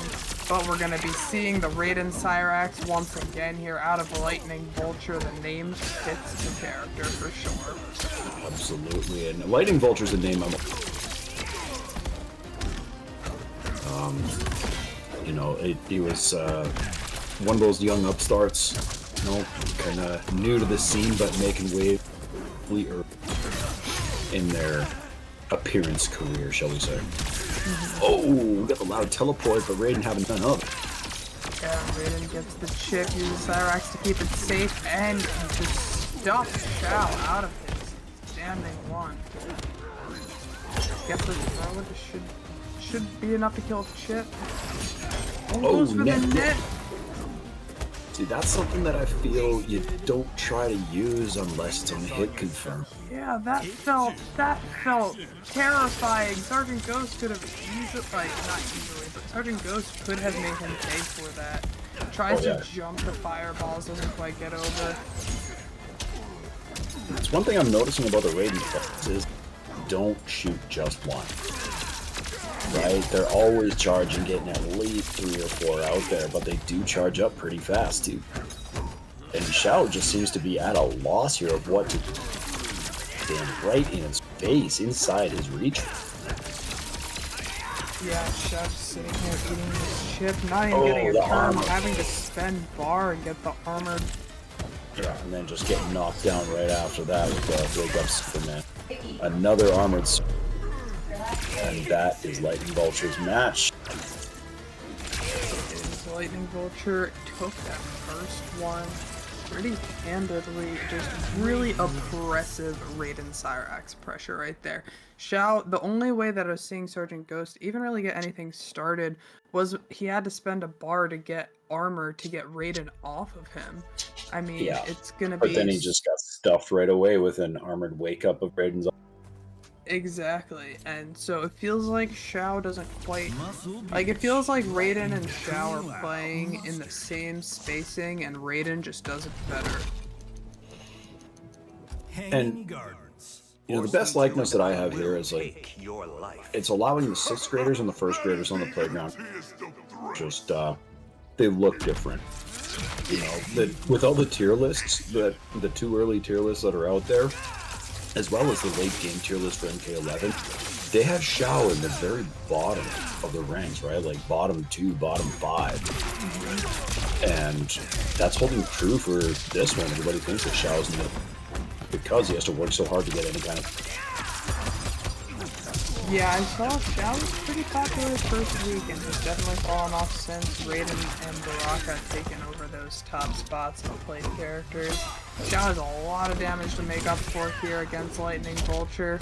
Sergeant Ghost gonna get that anti-air conversion though. Big damage here in the corner. I'm not sure what Lao was doing there. Popped in. Just covering in case it was... Okay. Or maybe there to eat the armored wake up? Possibly, yeah. I'm not sure how the hat works on the Superman now. I'm not sure if the Superman flies over the hat. Well, sometimes people call it a cameo, just or for an armored wake up or whatever, so well, that could have been the cause there, but we won't know because we're going into round 2 here. Lightning Vulture on game point. Yep, that armored reversal punish right there. Good punish again here from Sergeant Ghost. Oh, low hat, nice. Getting a grab to make the low hat. And we're going to the other one. Yeah, and it can be held, just like the Kano ball. It can be held and walked behind. Oh, nice cancel. Getting that chip, getting the Robocopter. More chip, no Robocopter. Big punish, forced to spend Breaker there, or else that would have been Ghost's round. But let's make it interesting. Let's see what's going on here. Both in Fatal Blow range, 1-touch game. Lightning Vulture just enforcing this And that's ship it. pressure. Yep, Oh that's man. it. Lightning Vulture taking it Oh, and and continuing the his disrespect loser's with the cameo fatal. Oh no. We gotta blow up the Earth real quick, Yeah. Amber. No. Yeah. See you in a minute, right? As soon as Lou puts the planet back together. Yeah, exactly. He just wanted to reset the timeline. He didn't quite like this one. He didn't like being a cameo. He wanted to be a main playable character. So he decided, you know, we're gonna restart this timeline, and maybe Lou will get it right this time. Yeah, they'll do him right in the next one and make him. All right, so that concludes our losers round 4 matchup. Now the next match we're gonna take a bit of a break. Coming up after the break, I believe we're going on to see Sergeant, or we're gonna see okay, Just Nasty versus So Fan back into the winners bracket for this, and it looks like JkunPrime's already. We saw JkunPrime move, so the winner and Just Nasty goes on to face JkunPrime in the winners bracket final, and then we got losers after that. All right, yeah, so we'll take this short break. Can't wait to see you after for the solidification of our winners final and finishing out this tournament for you guys.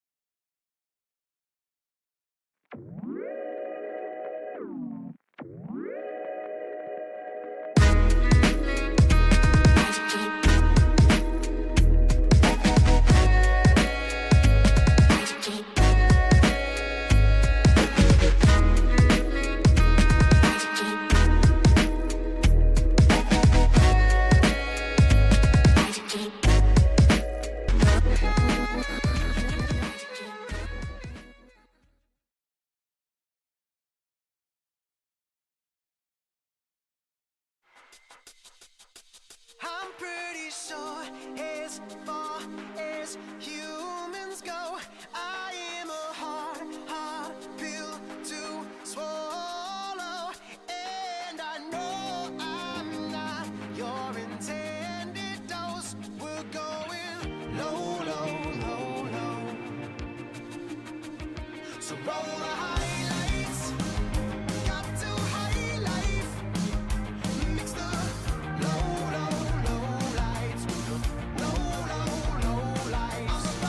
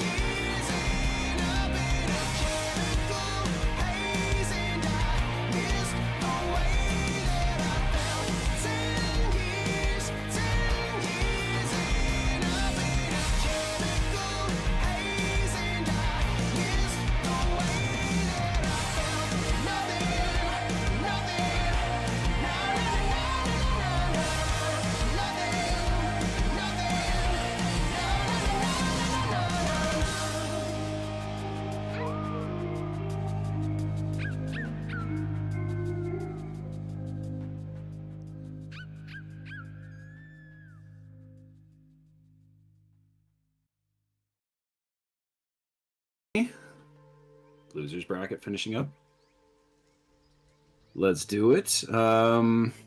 So next matchup, we have So Sick Nashfan and Just Nasty. Winners round 5. Miss Mystiques, who's taking it? Yes. Who's taking it? You're asking me to call this one? Okay, see, the whole thing is like... I mean, So Sick Nashfan has been running through this bracket. I'm looking at his run right now. And I do not think that they have lost any they haven't lost any matches, let alone a set. But Just Nasty's smoke is a problem, right? I mean, So Sick Nashfan knows how to make Johnny's gameplay insufferable, but Just Nasty, we saw that amazing play that he had. I mean, huge knowledge in this game. It's gonna be a great set. For sure, and it's going to be so back and forth in this one, I think. So Sick Nashfan may actually have to fight for his life once or twice in this one. It's Just Nasty, you know, if there was ever doubt about their ability, because you're representing Vasta Lorde esports. No slouches in the gaming community. Really a very strong game for sure. And here we are, just this pressure here though from So Sick Nash. You got Smoke in the corner and using the breaker as well, knowing that Smoke could have gotten a lot of damage off of that opener. And I feel that was clutch right there. Johnny going under those upper kicks, those high kicks from Smoke. But oh man, didn't quite support Overhead. Plus, hold it, high frame mid, hold that.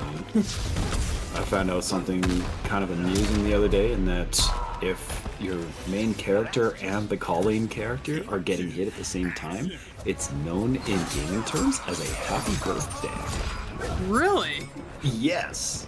I and in did team not. games where they have teams of 3, So like UMBC 3? yeah, MBC3, Skullgirls and the like, if all 3 characters are caught in a combo, it's a Merry Christmas. Oh no, not a Merry Christmas. No. So the best we're gonna see here is a happy birthday. We've seen it a couple times already, and oh my god, look Wait, at where'd Just Nasty go? That's not for us to know. The fact is that he's taken this round commandingly, almost flawless. Yeah, wow, Just Nasty, what a huge adaptation right there. And we're seeing ourselves as well best. Alright, Serena looking to fish for those confirms. Look at these cancels! Oh my god! Crazy. Johnny's not the only character that makes you hold things in the corner. No, but so sick knowing just patience pays off. Waits for that gap, waits for Just Nasty to proverbially hang himself. And here we are, back in the other corner, Johnny on the right side of it. Great tech from Just Nasty and going invisible using that EX. Yeah. Invis this, shadow kick, and off to the races. Gets the overhead opener. Oh, nice breaker there. Could have been evened right up on that next combo from Smoke. Oh, he's gone. Yep. Oh yeah. You saw So Sick Nashfan just ducking high and low, not Yeah, sure which it's way just- to go. Yeah, just where is he? fuzzy garden.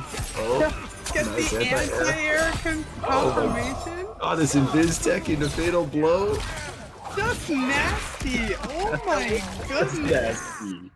That was nasty. That was crazy. Just Nasty is pulling out these amazing clutch Smoke moments tonight.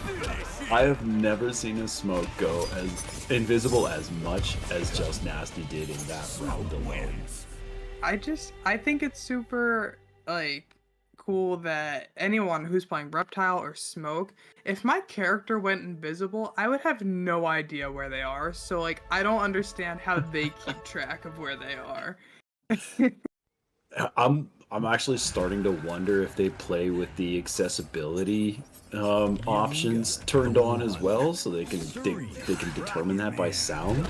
Oh yeah, like the proximity beeper or something. That would Yep. be really smart. Because like if you lose where you are in your invisibility, you could completely whiff a setup and become uninvisible and get punished for it. All right, let's see if So Sick Nash fan has the answer. Notice that he's going for. He started off the match with that low little, like a down 3 or down 4 check kick. But here we are in the corner.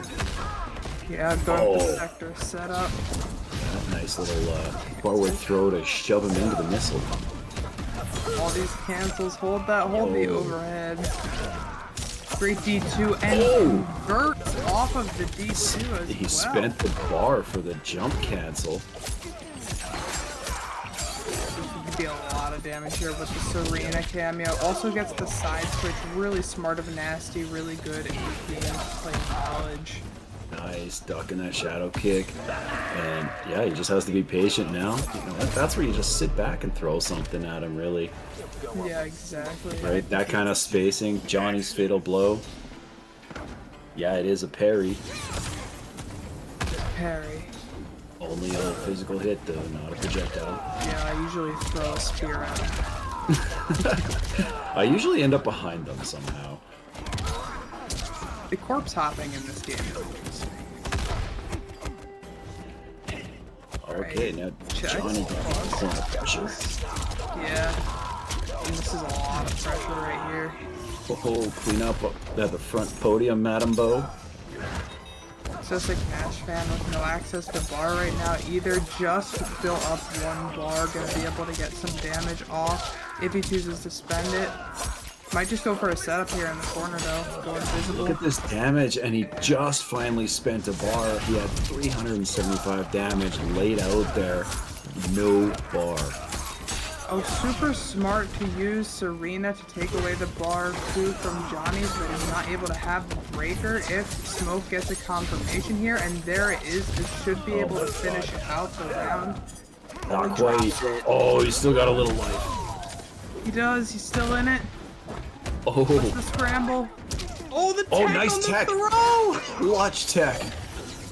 Ducks the Serena, here comes the missile, blocks. Oh my god, just Nasty earning his name. What a set. Seriously, Just Nasty's game knowledge and like game awareness is blowing me away tonight. I think there was a point there right near the end that he actually even up-blocked one of the sector missiles.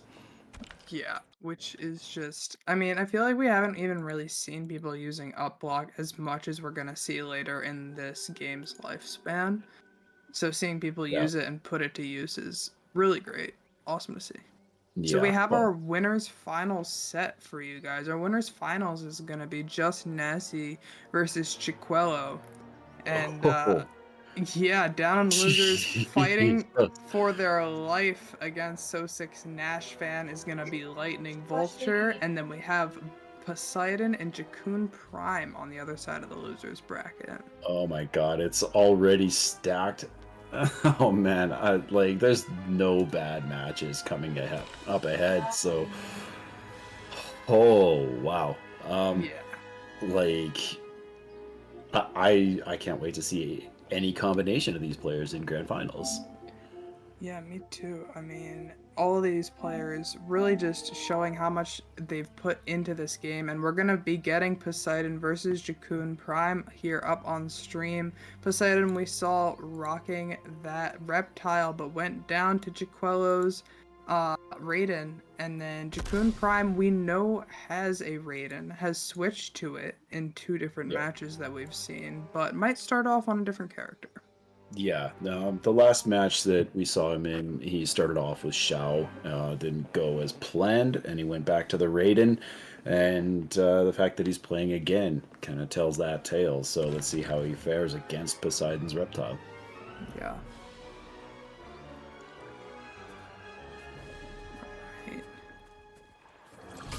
Yeah, we saw the Reiko once before as well. Was it? Oh no, it was the Reiko we saw both times, not a Shao. Yeah, we saw Reiko and then a switch between Raiden, I believe. I could also be Yeah, completely wrong. the helmet threw me off. I thought it was Shao both times, but I think it was Reiko. I mean, Reiko wishes he was Shao. Yeah, I'd call him great value Shao. He wishes he was Shao. He's probably stole his helmet from Shao's oh, great like, you gotta roll need- under the stars. Got any hand-me-downs from when you were Colonel Shao? Exactly, like Shao. I'm just trying to be like you, man. Great punish here from Poseidon. Poseidon starting with a huge life lead as well.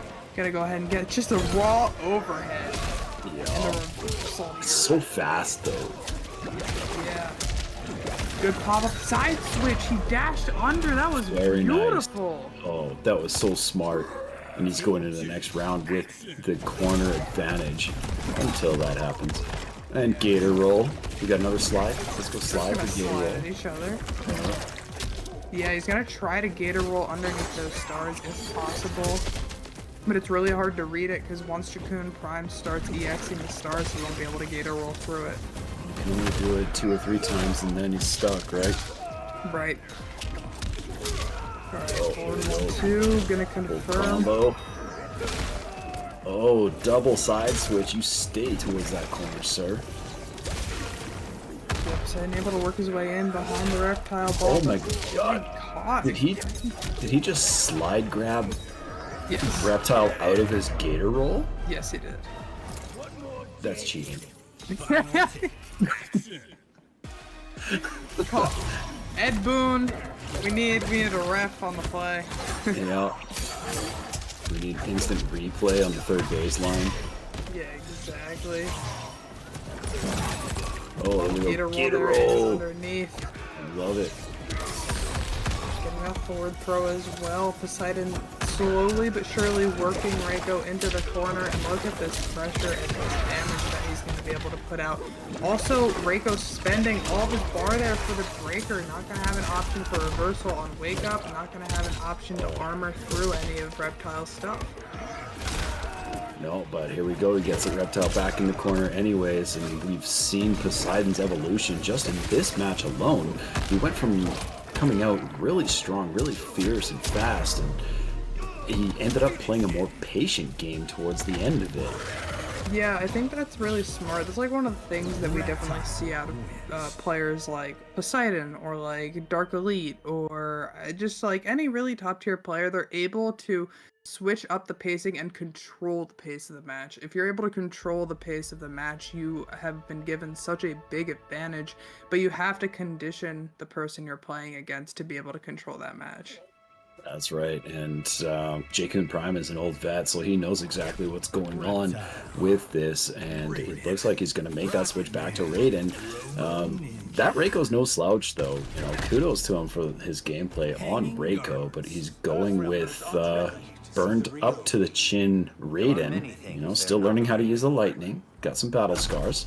Yeah, it hurt a little bit, but I think it's fine. Yeah, he's fine. It's fine. Everything's fine. Everything's fine. It's fine. I'm Yeah. fine. This chip Just damage flash is beam. fine. Yeah. Alright, let's see how Poseidon fares against this Raiden. It was a Raiden that sent him to losers round, so I'm not sure if he struggles with this matchup. I'm gonna get the right slide through. I love that move. Yeah, you don't see it too often. Most go, they opt for the gator roll. Yep. Ooh, love that slime silhouette. Huge punish on the teleport. Poseidon Oh my is sitting God. on set point right now. And I think the Poseidon's figured out the game plan against Raiden is if he can't breathe, he can't fight. Yeah. Right? Do not give him any room to do anything. As soon as you get your turn, you don't give it up. Poseidon here, pressure again. Just goes ahead and sets up the missile on wake up, ready for that armor. Yeah, it was a nice block on the armored wake up, and getting that missile to hit as well, just put him that much more of an advantage. Yeah, but JkunPrime able to definitely make this comeback right now as life with Raiden. Oh, if he's still got yellow in that bar, he's still in this thing, so don't count JkunPrime out. Exactly. exactly. And the trade there, Poseidon is going to take it 2-0 over JkunPrime and be moving on to the next round. He's going to be playing the winner of So Sick Nashvan versus Lightning Vulture. Oh, that's going to be a rough call, as we've seen that, godlike Johnny versus another Raiden Cyrax. That's going to be a tough call. Yeah, that is. I mean, at this point, there is no match that we can make the call. Let's be honest. There is not one match that we can call anymore tonight. There's no match that I would even wish on another player going forward, honestly. Yeah, I don't want any of these people to face that kind of a punishment. Yeah, and it's looking like we're gonna get this winners finals match done. We're gonna get Just Nasty versus JkunPrime, the Smoke versus the Raiden. JkunPrime, our reigning champ from last week, and has had an insane run so far, but so has Just Nasty. Just Nasty has pulled out some crazy plays, clutches, and I mean, this is gonna be a crazy winners finals.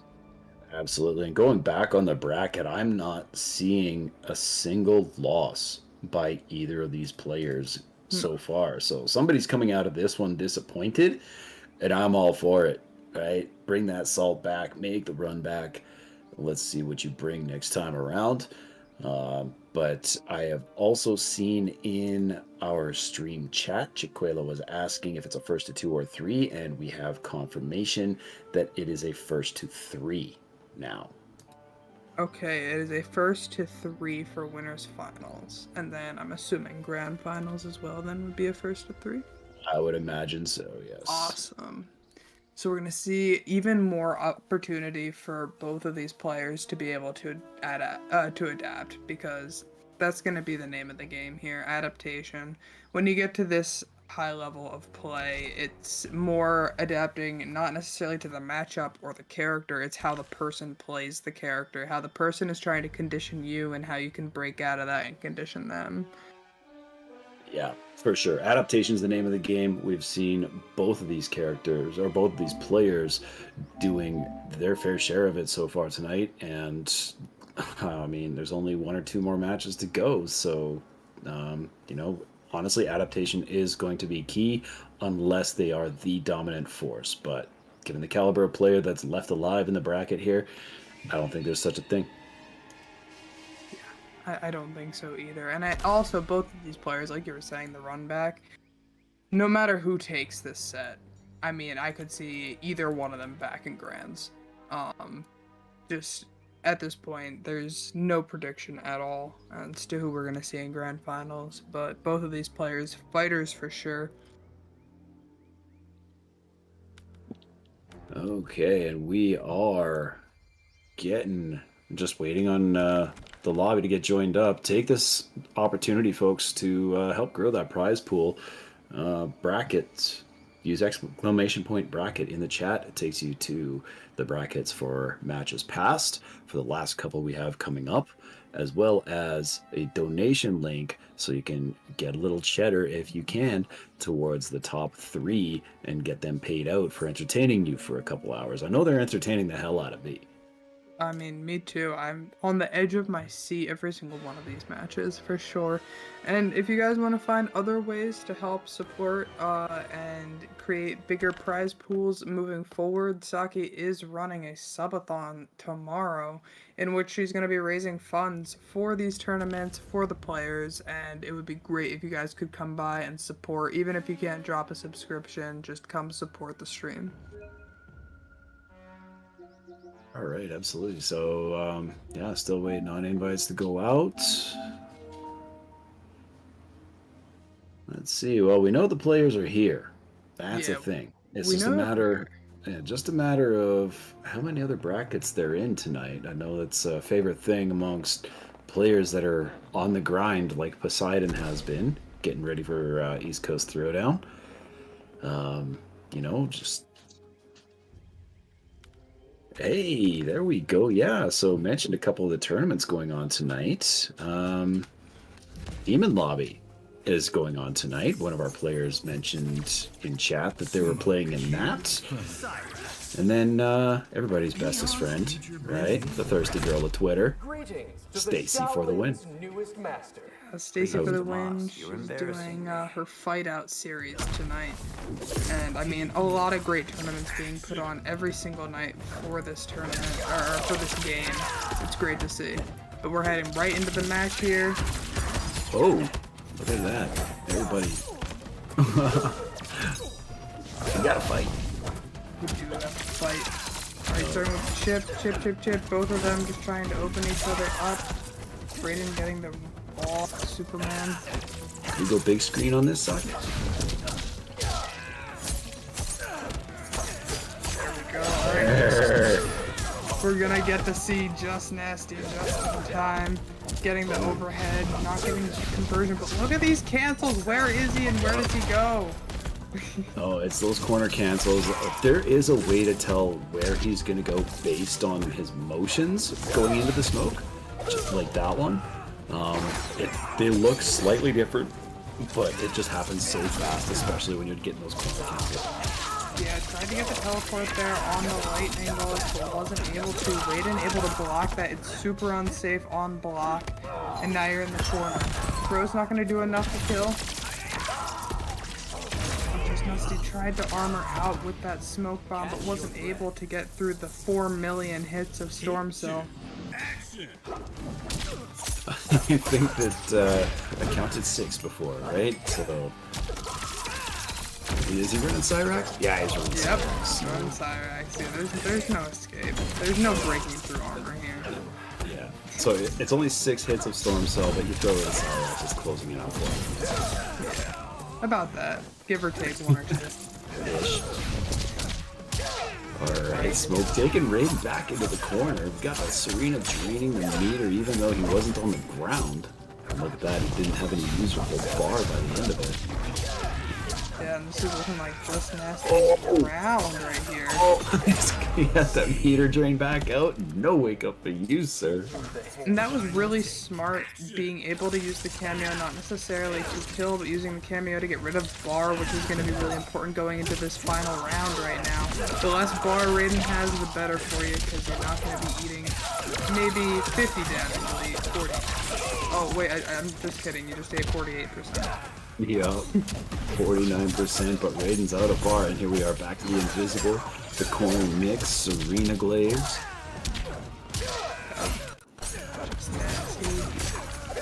Oh, there we go, back with the bar drain. No wake up for you, sir. Pressure here. It's one thing that I love about this game, it's made me pay more attention to the entire screen and all the meters than in previous MK. Right, yeah, no regenerative meter is pretty awesome to add to this game. It adds a completely new dynamic that we see in Street Fighter, but we don't necessarily see in ours. It was also MKX. Right. Right, we've got the special confirms, like you have to be locked in and dedicated to doing those EX special moves, as we see Just Nasty just, wow, just walking through last week's champion, taking a 1-0 lead in this first of 3. But yeah, just like MKX, you have to be dedicated to doing your EX specials, right? You have to know they're gonna hit or be able to spare the bar.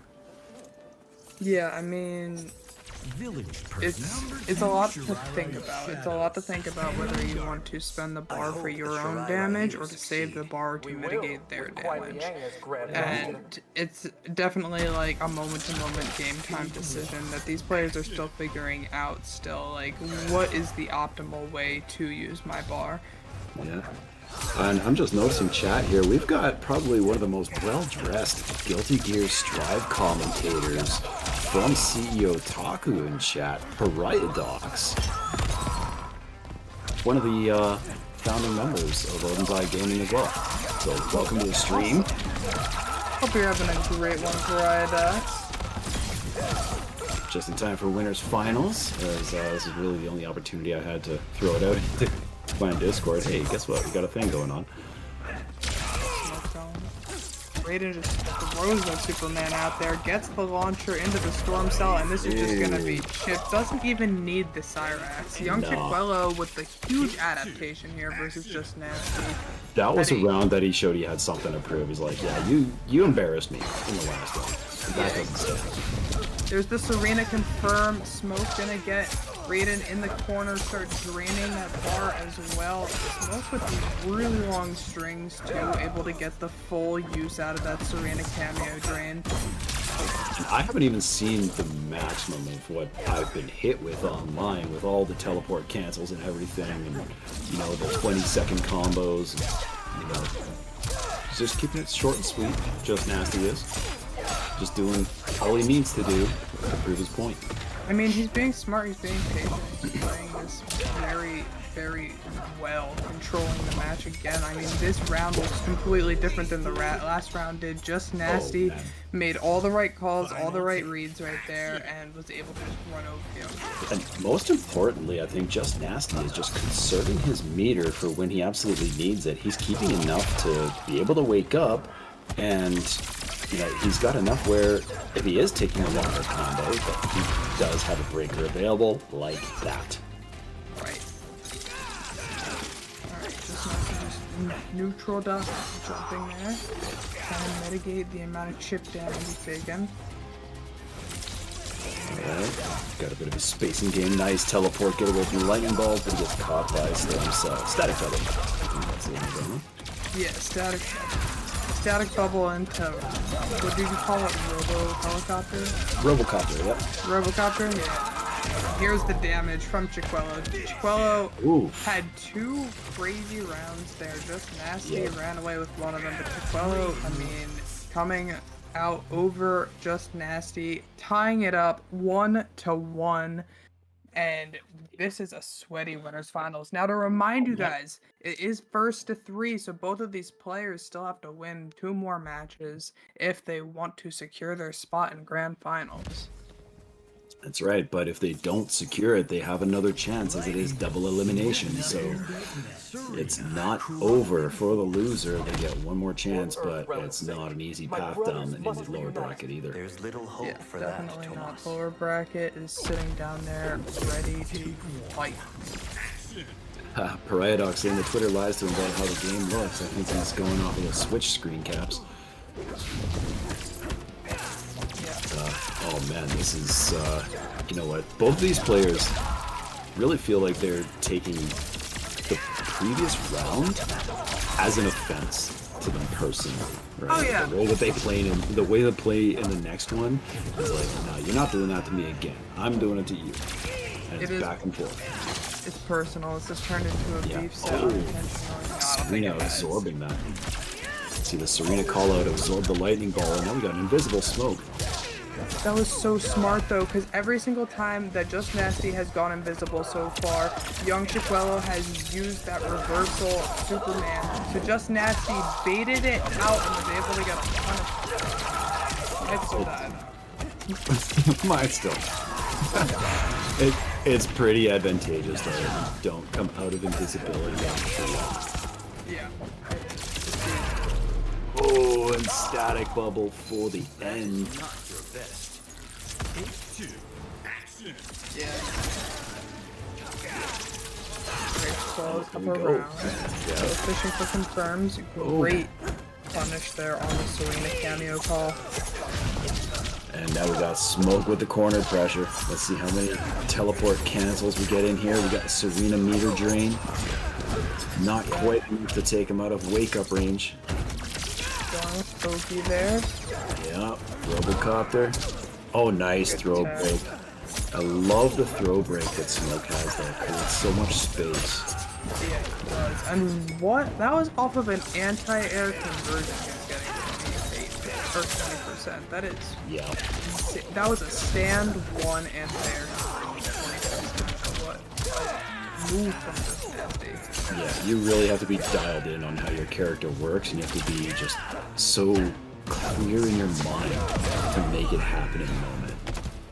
Yeah, and Just Nasty was taking that round. I mean, we're going to a final round here in Game 3.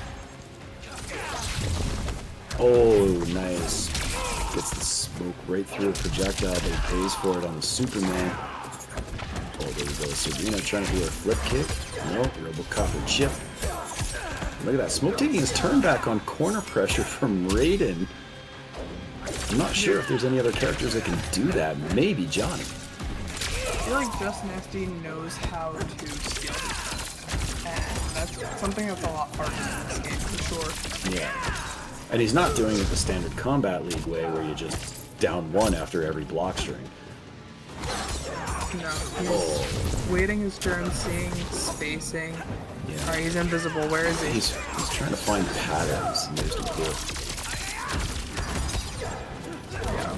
Okay, all that damage just from blocking the entire thing there. Lightning, or the static bubble. Oh, there we go. Nice.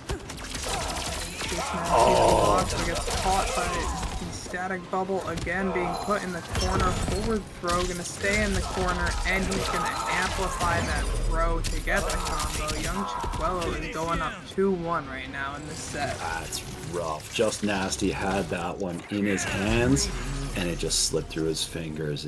He tasted that victory, but all it took was one more hit confirm, and it just didn't go his way. Alright, YoungChicuelo is sitting here. He's looking to close this out, secure his spot in Grand Finals. One more win Nasty does gonna it. need to fight his way out. Yeah, Just Nasty needs to fight his way out. He needs to win 2 in a row here. And I think he can. Yeah, Just Nasty has never been out of this in any of the rounds that he's lost. You know, YoungChicuelo's pulled off a couple that were almost flawless, but I just feel like it was one bad trade led to just some really serious Oki setups, and Just Nasty was never really out of the round. It's just that he couldn't get it to go. Yeah, and I mean, Just Nasty got it going at the beginning of this round, so he definitely has an advantage here. Trying to play it maybe more safe, backing off from Raiden rather than staying in his face. I wonder what Just Nasty is going for. Definitely trying to get some footsies here, try to fish for that confirm with Serena. I feel like he's not going for anything, honestly. He's got a 50% life lead. Why not just keep it? Yeah, that's a Right. great point. Get that throw tech. One of the greatest weapons that you'll have in this game that you won't find in any move list, and that's what's right at the top center of your screen. No longer has the life lead. Gonna need to make something happen after this knockdown. Siren coming in, keeping it safe, getting opened by the low by Raiden. Oh, nice Good throw tech. tech. I don't think you can throw Just Nasty. I haven't seen it happen yet. Yeah, I just don't know how he's catching it correctly every single time. He's probably teched more throws in this match alone than I have since I started playing the game. Chip is gonna be a huge factor here. Both of them just one touch away, and YoungChicuelo gets that touch. And we are on game point. This is the deciding round here. Just Nasty needs to really dig deep and pull something big out. He needs to take this round and 2 more afterwards. YoungChicuelo, it just honestly needs a life lead and the clock. Yeah, exactly. YoungChicuelo is definitely gonna play this a lot more safe. See him just sitting back, making smoke work his way in. Nice check on the teleport cancel there. Yep, here comes damage and corner carry out of Raiden. 32% on a drop. Yeah, imagine saying you dropped your combo and got 32%. Oh, American missed the reset. throw! Just Nasty is throwable! Oh, this is not looking good. He's in fatal blow range, but no. Barakacopter, no. Yeah, the chip was almost enough, but just Too that final much. string from YoungChicuelo. He is getting to Wow. Grand Finals. Going to be sitting there waiting for whoever comes out from losers. I mean, this is our champion from last week, and he is one set away from being your champion of this week as well. Two-time. Let's see if he can make that repeat happen, but who knows? He might actually come back against Just Nasty, looking for that run back coming out of the losers bracket. But what do we got on on tap here. We just finished up with Just Nasty and Chicuelo. If you're just joining us, folks, that was the winners final. Chicuelo coming out of it 3-1. And sorry, I heard a little birdie in my ear, but didn't quite catch it. Okay, so we're going forward into, we need a loser's final match. Let me refresh my window, make sure. Yeah, that we're nothing's waiting to played see out. who is going to be playing. So right now we have So Sick Nashvan playing against Lightning Vulture, and we have Poseidon waiting for them. The winner Okay. of Poseidon versus whomever it shall be is going to have to face Just Nasty's Smoke in that loser's final, which is just, I mean, that's quite a wall to see that you have coming up ahead of you. You have to go match by match, but that is Just Nasty is quite the wall to work through for sure. Absolutely, and he's proven himself so far tonight, but he's not done. He has a long way to go in these two matches. He's got some vicious competition. We've seen Poseidon really making some quick work of rounds with his reptile coming through loser's bracket. Like, it's almost like his fingers just weren't warmed up in the first match of the night, and now he's got the feel for it, getting in his groove. Let's see if he can, what he can pull out against either So Sick Nashvan's Johnny or Lightning Vulture's Raiden, whoever comes out victorious from that set. Yeah, I mean, I'm just wondering which is going to be the better matchup for Reptile. I would guess. I don't think there's a good one. I was like, okay, I was going to say Johnny, but then if Johnny gets up close, Reptile's pokes are not good enough to get away from Johnny necessarily because, No. I mean, Poseidon would just have to play it really smart and keep Johnny out, which is one of the hardest things to do. And the thing about Raiden is, I mean, like, the amount of damage that Raiden's going to be putting out per touch versus the amount that Reptile's going to be putting out per touch means that Poseidon's going to have to make the better read on more plays than the Raiden player is going to. Yeah, absolutely. And you mentioned that chip is an issue when it comes to playing against Raidens, right? You're playing so defensively, but he's still dealing all that damage. You just feel like you have to create an opportunity, but you're going to get blown up for it if you pick the wrong space. So patience, honestly, is absolutely key here, and patience is the one thing that I think we saw Poseidon displaying in spades near the end of his last set. Yeah, I mean, patience is the name of the game sometimes. Poseidon, like we're saying, is just really experienced player as far as it goes for controlling space, controlling pace, controlling the match as it goes, because he's so in control. Like, he doesn't get tilted. You can tell when a player gets tilted, or they're frustrated, or they don't know what to do, or they panic, and we just never see that coming out of Poseidon. Always That's just right. kind of has that calm, cool, collected on his shoulders. Yeah, for sure. And like, yeah, and he's making the adjustments on the fly all the time. One thing that we will also mention as we're going into losers finals here, or getting set to set our losers final match, is I just put it up in chat once more, the bracket on padiagaming.com.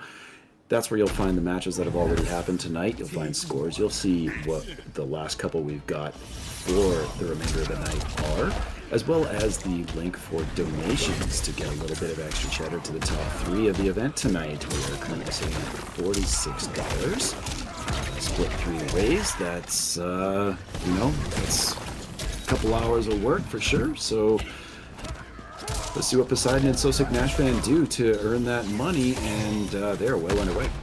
Yeah, they are well underway. Poseidon had a really strong start, but so Sick Nashvan, this is the area that he wants to be in. Poseidon trying to use that low slide, keep Johnny out, setting up with Sector, trying to go, ooh, he went for the low overhead, opens up here, and that's going to be the first round going to Poseidon. And sorry for missing a lot of the beginning of that match, but it looks like Poseidon really had Johnny in the spacing that he needed, keeping him at that mid to, that sweep to jump distance spacing in almost half screen, where Reptile feels like he'd be more comfortable because he has the reaching and the advancing moves as well as the zoning advantage. Yeah, and both of them running the Sakura cameo, it's going to allow them to set up nadies on Wake Up, it's going to allow them to have ways to move in more safely on each other. Oh, great duck there by Poseidon, and the side switch into the hard knockdown, goes ahead and calls the cameo for even more pressure in the corner here on Johnny. Ooh, that looked like an unwanted side switch, but let's see how he deals with it. He's got a lot of health lead to work with, and that's it. Poseidon closing it out. I don't think I expected this one to go as one-sided as that, but I don't think So Sick Nash fan faces a lot of reptiles from what we saw in that match. Yeah, definitely didn't have the matchup down. Didn't seem as comfortable, and definitely wasn't being as aggressive as we've seen So Sick Nash fans Johnny be in the past. Yeah, for sure. What's up, Westfield? Another OEG founding father in the chat. Good to see you. And getting ready for match 2. So Sick Nash fan making his first switch of the night, getting off the Johnny Cage, going to Liu Kang. I wonder if he's running the Shaolin Monks. That is definitely one of the more meta teams that is coming out now. They're running... I still saw the Sector. Oh, still the Sector? Oh, no, he went Serena. Alright, Liu Serena is going to be damage off of lots too. A lot more zoning. Yep. That's exactly what he's going for, is the zoning advantage. Liu has so many of those options. The EX flying kick, the Serena Glaives, the low dragon as we just saw. Reptile's going to be a little hard done by to try and get some damage in there. Oh, great anti-air there too with the teleport. I don't think I've seen it used that way, but I mean, So Sick Nash fan. The pressure here, Poseidon doesn't get a turn. Yeah, on those triple kicks there, I believe there is a little bit of a gap where you can flawless block between the, I think it's the first and second kick. And then there's enough after the third kick, if you have a quick enough punish poke, that you can get that in there. Do you know if it's special cancelable though? I don't know. Because if it is special cancelable, right, and you try to go for that flawless block, then Lou, the next time, that's when we get into the mind games of, okay, I'm gonna do the one kick, and then I'm gonna go into this special move. And Poseidon getting the advantage. I love that he called out Sector for his Valdo stance there. So Caliber fans will know that one. Oh, we're trying to work his way out. Gets the back throw. There you go, exploding palm technique. You've got the meter drain.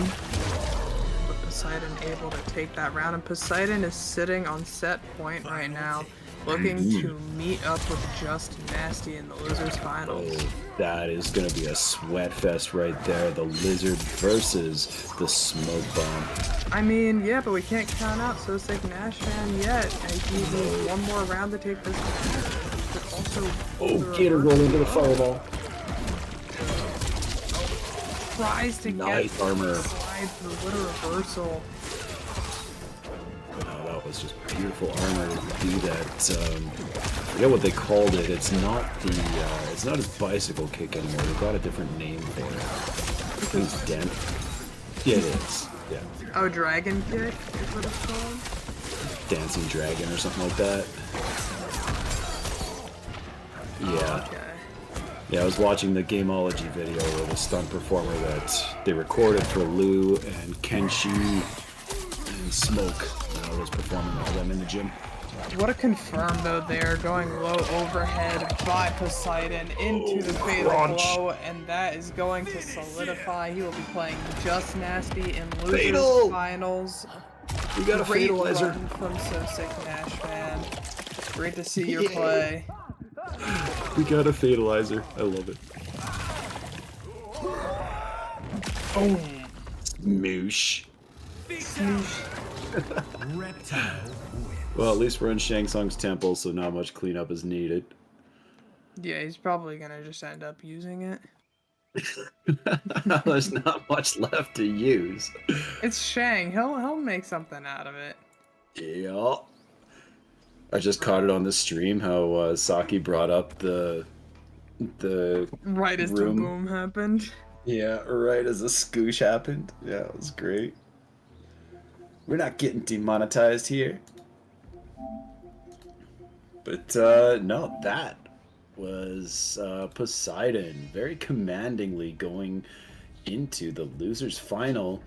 He's going to be taking on Just Nasty, who's been playing Smoke and just running the table all night, at least until he came across the complete firestorm that is YoungChicuelo.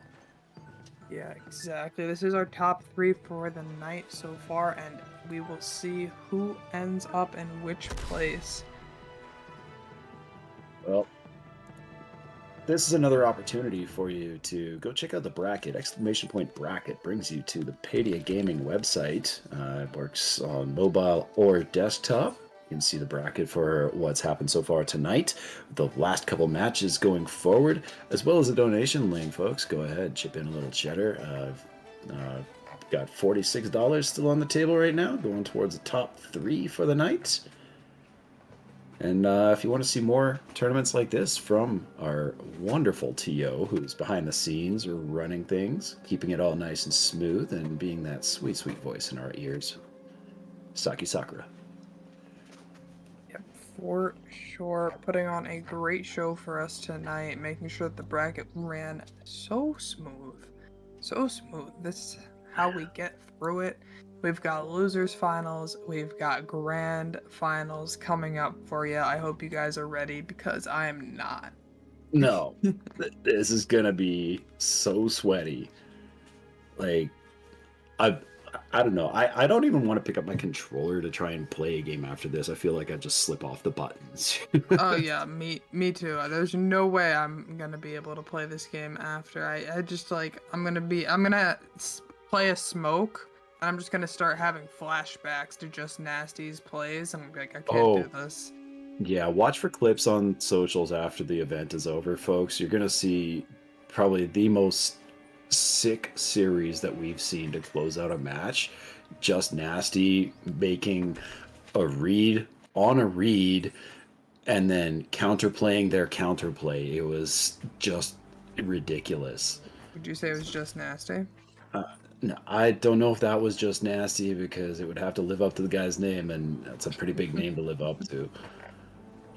But, oh man.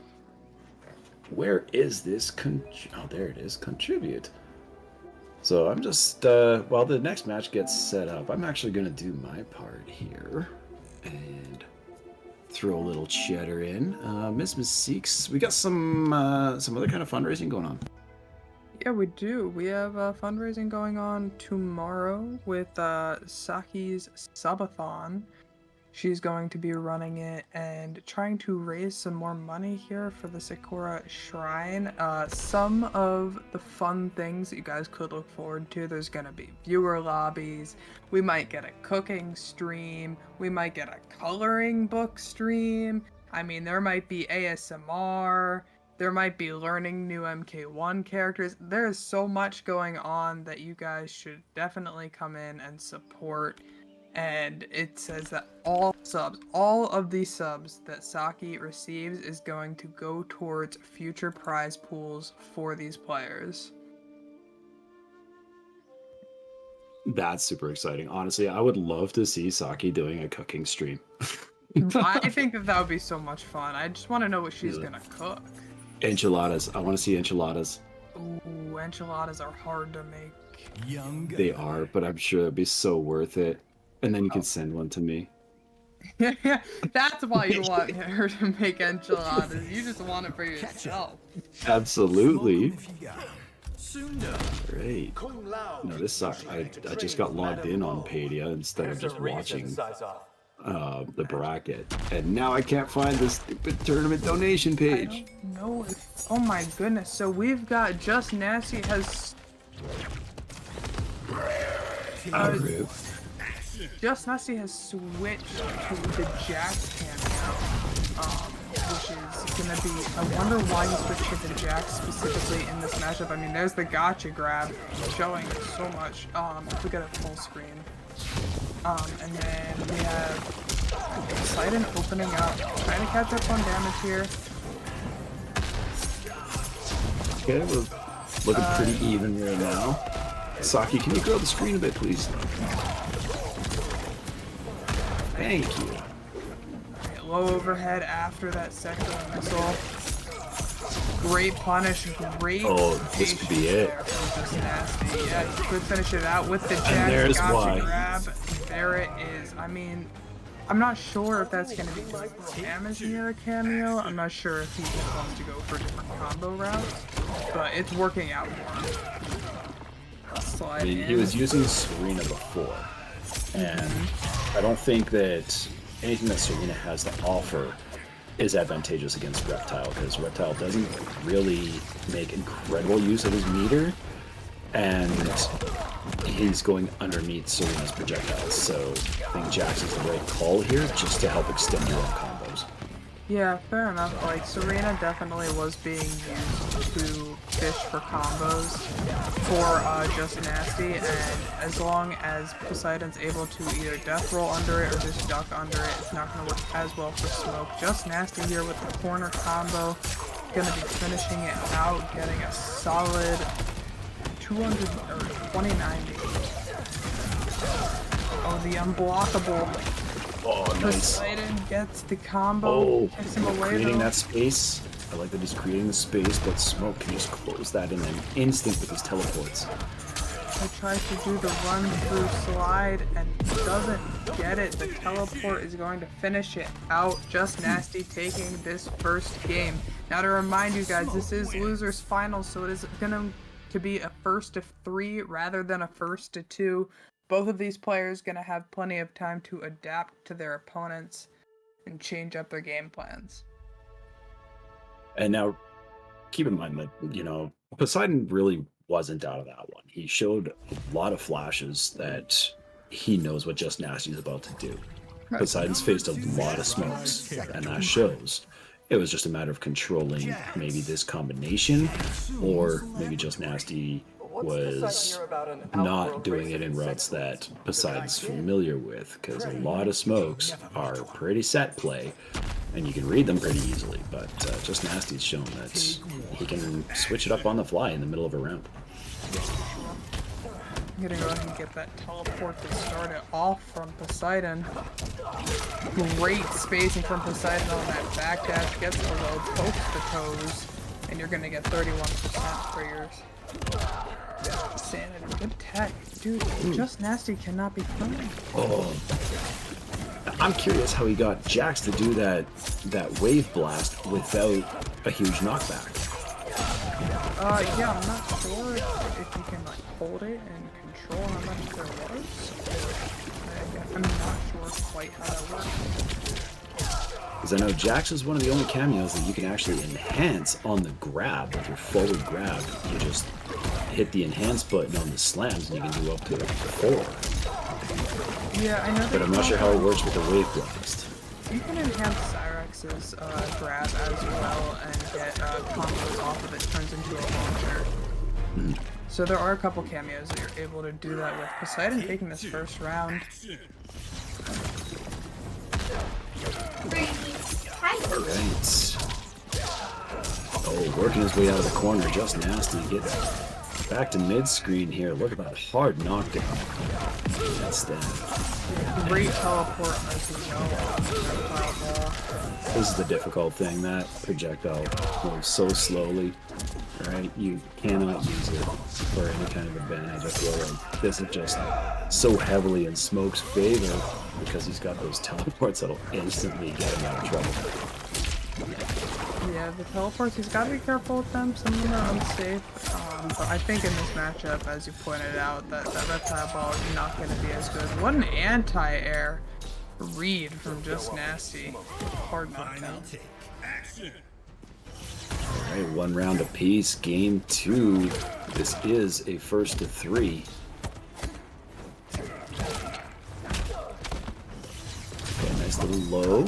Set up here with the missile, but able to armor through. That double low kick that Smoke has, and it's safe on block. Just so many different nuances to this game, have you thinking a lot more than previous MK games. Yeah, the stagger game is also and that's where we see Reptile Ball like really how it's used. Poseidon was able to completely move in on Smoke just with the being able to just follow up behind it. But there's the teleport he was ready for it, Just Nasty looking for it again. I was going to say it was pretty interesting that Just Nasty would just backstep to avoid that ball instead of teleporting out of there that one time, but he knows his options, and he's showing them up. And this should be it.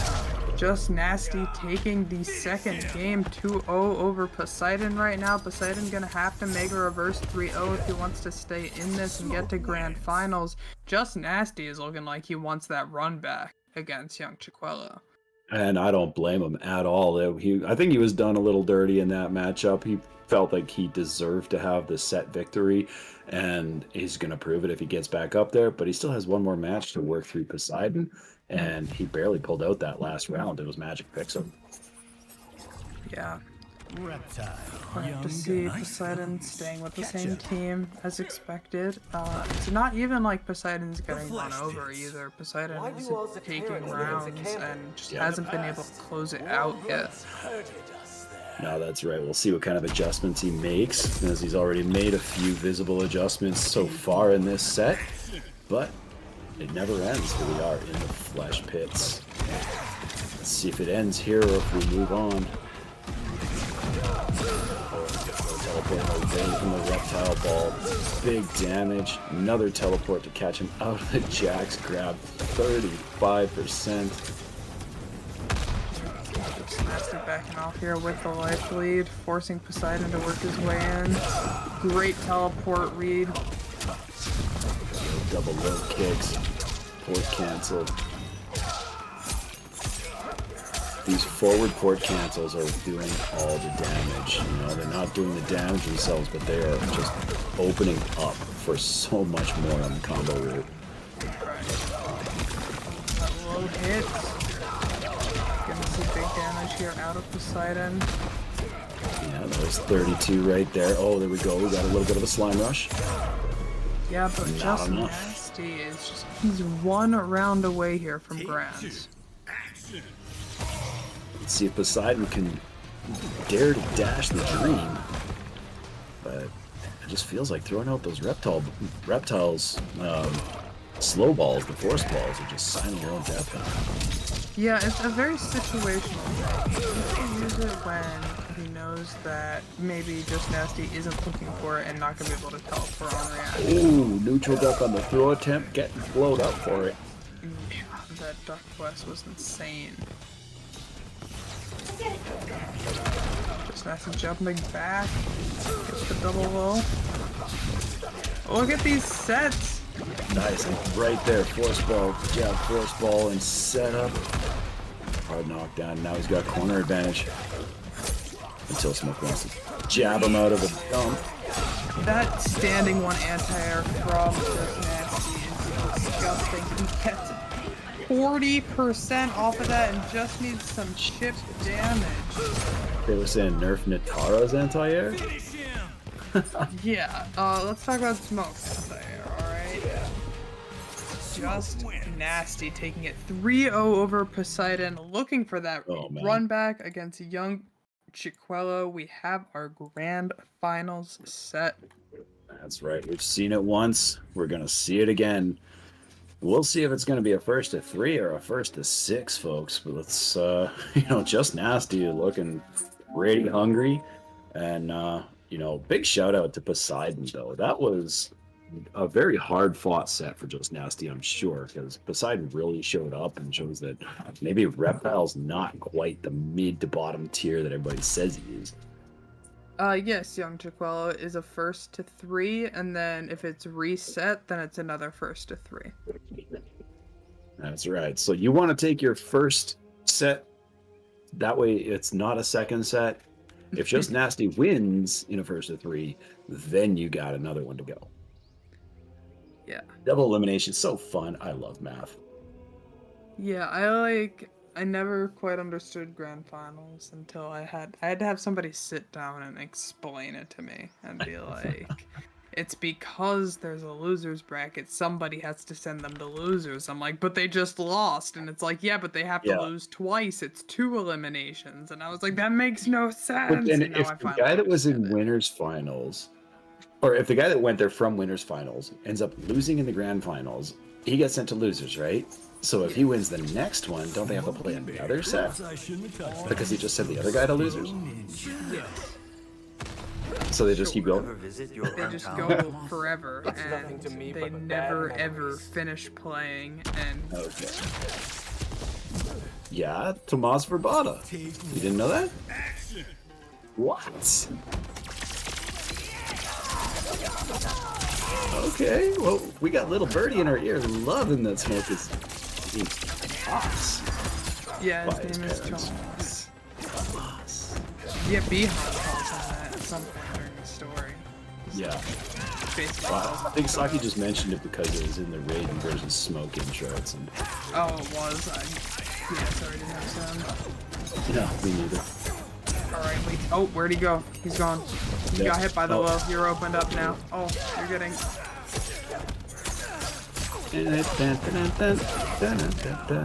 Yep. Just doing that smoke dance. And what is this skin on Raiden? It looks like he's just put on some overalls above his pajamas or something. He's out in the cabbage. In his fighting pajamas? against him. Wow. Yeah. I mean, I guess if you don't have any school. Great shift there from YoungChicuelo. Taking that first round, trying to send a message. He's looking to get this done. Does not want to get that reset. Nay. Just nasty with that teleport to open him up. That Jax cameo is working wonders for him. But I'm wondering if he's going to end up going back to Serena if the need arises. Yeah, we'll have to see what he feels more comfortable with in this matchup, but he feels like it's going to work better for him. Great tech again. You can't throw Just Nasty. Don't throw Just Nasty. No, he did it once, never again. Oh, there he is.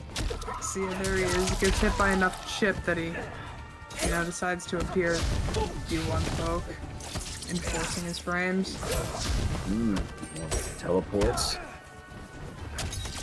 And now I've also noticed that I'm not sure if it's a connection issue or what's going on, but Chicuelo is not up blocking the third hit on that one smoke combo where he does that spinning axe kick to end it.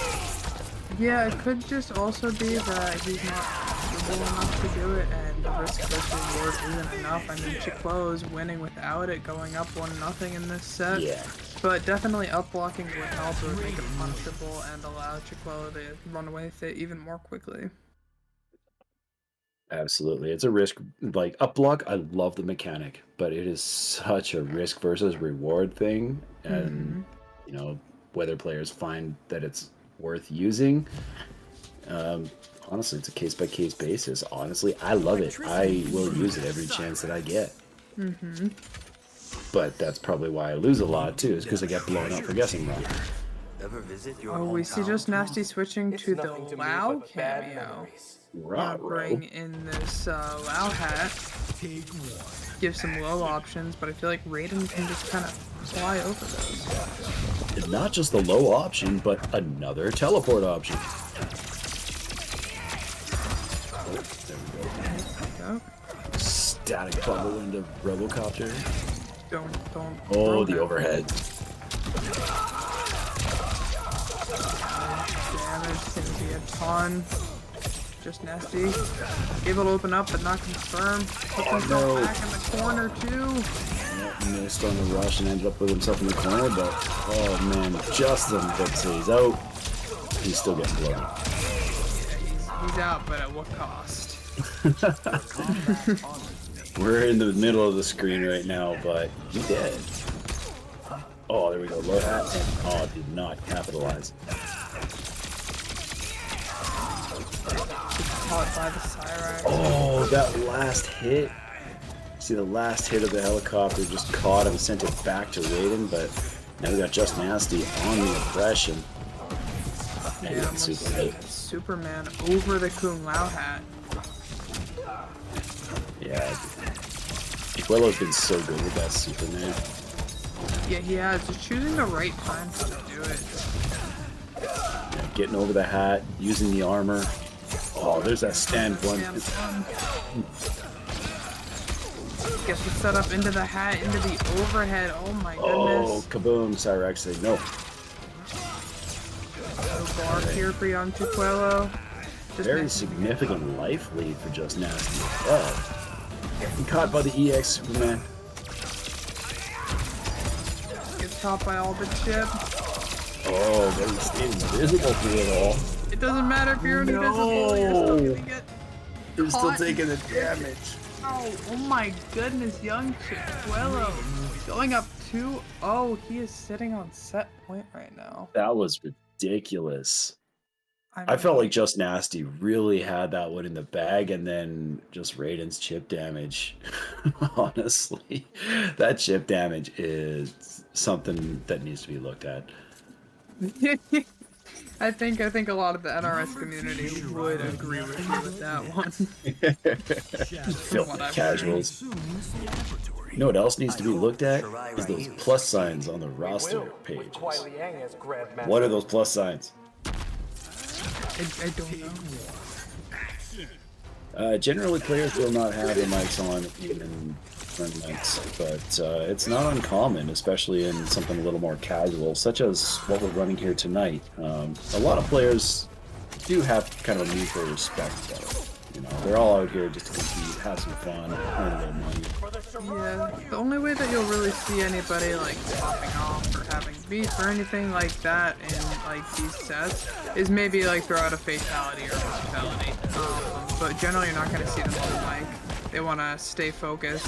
They want to. There's a couple. I know there's a couple of events out there that encourage it. Yeah, there are.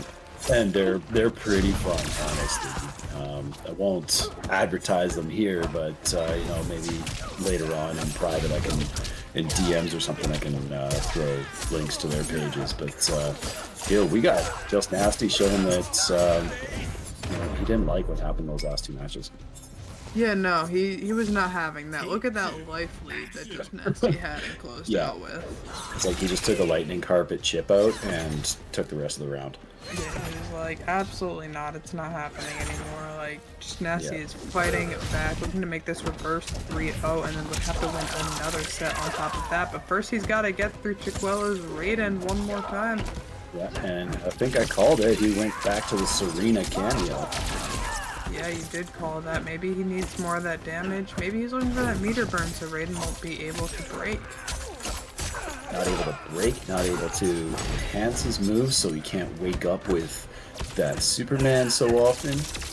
Yeah, like a fair number of reasons. What a conversion too, off of that weird Cyrex launch. Oh, he's got space, and oh my god, the jumping electric fly. This is looking like Chicuelo's round. All he needs is that chip right there, and Chicuelo is one round away from taking this tournament. Sakura Shrine, second weekend. That's right. Second week of Sakura Shrine. Could we have only one champion? One champion to rule them all? Yeah, he's gonna be reigning champ. People are gonna have to come hunting him down. Yeah, the Booker T of MK1. Two-time! There's a bounty on Chicuelo's head. Wouldn't that be exciting? I've seen bounties. Yep. And oh my god. Oh! We got Just Nasty doing some corny magic with that smoke. Yeah, he's looking to continue this set. He's not done fighting. Oh no, look at that. It's still going. 39%. And no bar. Oh. YoungChicuelo is going down. Just Nasty trying to make that reverse 3-0 happen. Is set a good pace for that. Those were two very commanding rounds. I mean, God's balls, 39% in the corner, no bar. Yeah, and I mean, I think that Serena was definitely the right choice for him to go back to. He's locked in with Serena now, That's right. unless he gets reset, but it's it was the right choice and definitely changed the entire way that that match is looking right now. Even if he gets the reset, I think the smart idea would be to stay with Serena because she's the one that you had equipped as your partner to get that reset. So why change what works? Bring into it. Let's see how these players started off. Teleport. Nope. Oh no. Ooh. Fishing for Serena confirms. Oh, look at Facing each that other dash. out. Yeah, we dashed in to get that low feed. Yeah, that was smart and just nasty. So, oh, that standing one empire. My goodness, it is taking him so far. You dead yet? No, not yet. Just give it a second. Huge life lead, but we know Raiden can make up for that very quick. Make quick Oh, yeah. work of that and put And he Just doesn't even Nasty have in to a hit bad situation. Yeah, Just Nasty needs to close out the round like that. Well, it was, I think it was Just Nasty that showed us with the previous Raiden that the game plan, or maybe it was Poseidon, but the game plan was get right in their face, don't let them breathe, right? Back goes caught, and he's gonna confirm the fatal. That should be enough to kill. I'm not sure the scale is gonna go though. It's looking like enough. No, it will not. I don't think it will. But the chip out. Oh, yeah, that was just enough. 47% fatal blow comp. Oh my goodness. One more round needed for YoungChicuelo. I see he's got a large following cheering for him in chat. Oh, that's one thing you'll always find in MK is regional support, right? You get a lot of the LATAM players are out there supporting each other loud and proud in chat. Of course. A lot of friends coming to chat making sure to support their friends. For sure. Oh, good Oh, breaker nice there. break. Yeah, that was absolutely necessary. Nice block on the Superman. And look at him. He's blowing him up. Yeah, Just Nasty. Another Running away block. with this round. Making YoungChicuelo try to Superman in and calling out every time, getting that punish. Just I Nasty feel like fighting maybe for that's. his life. I feel like maybe that second Superman was just Chicuelo's way of saying, take this round, I need to start fresh.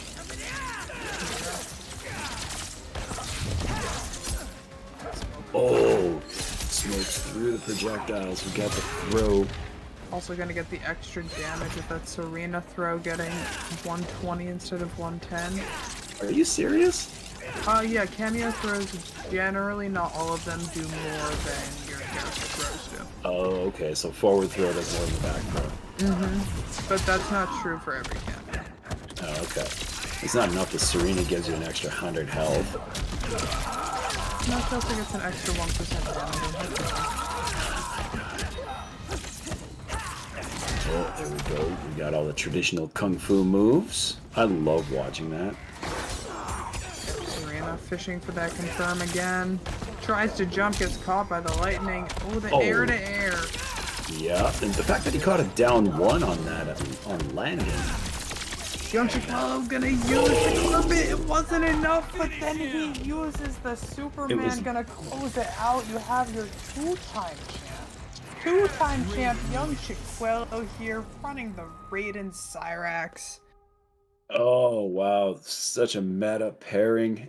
All the top tiers are using it.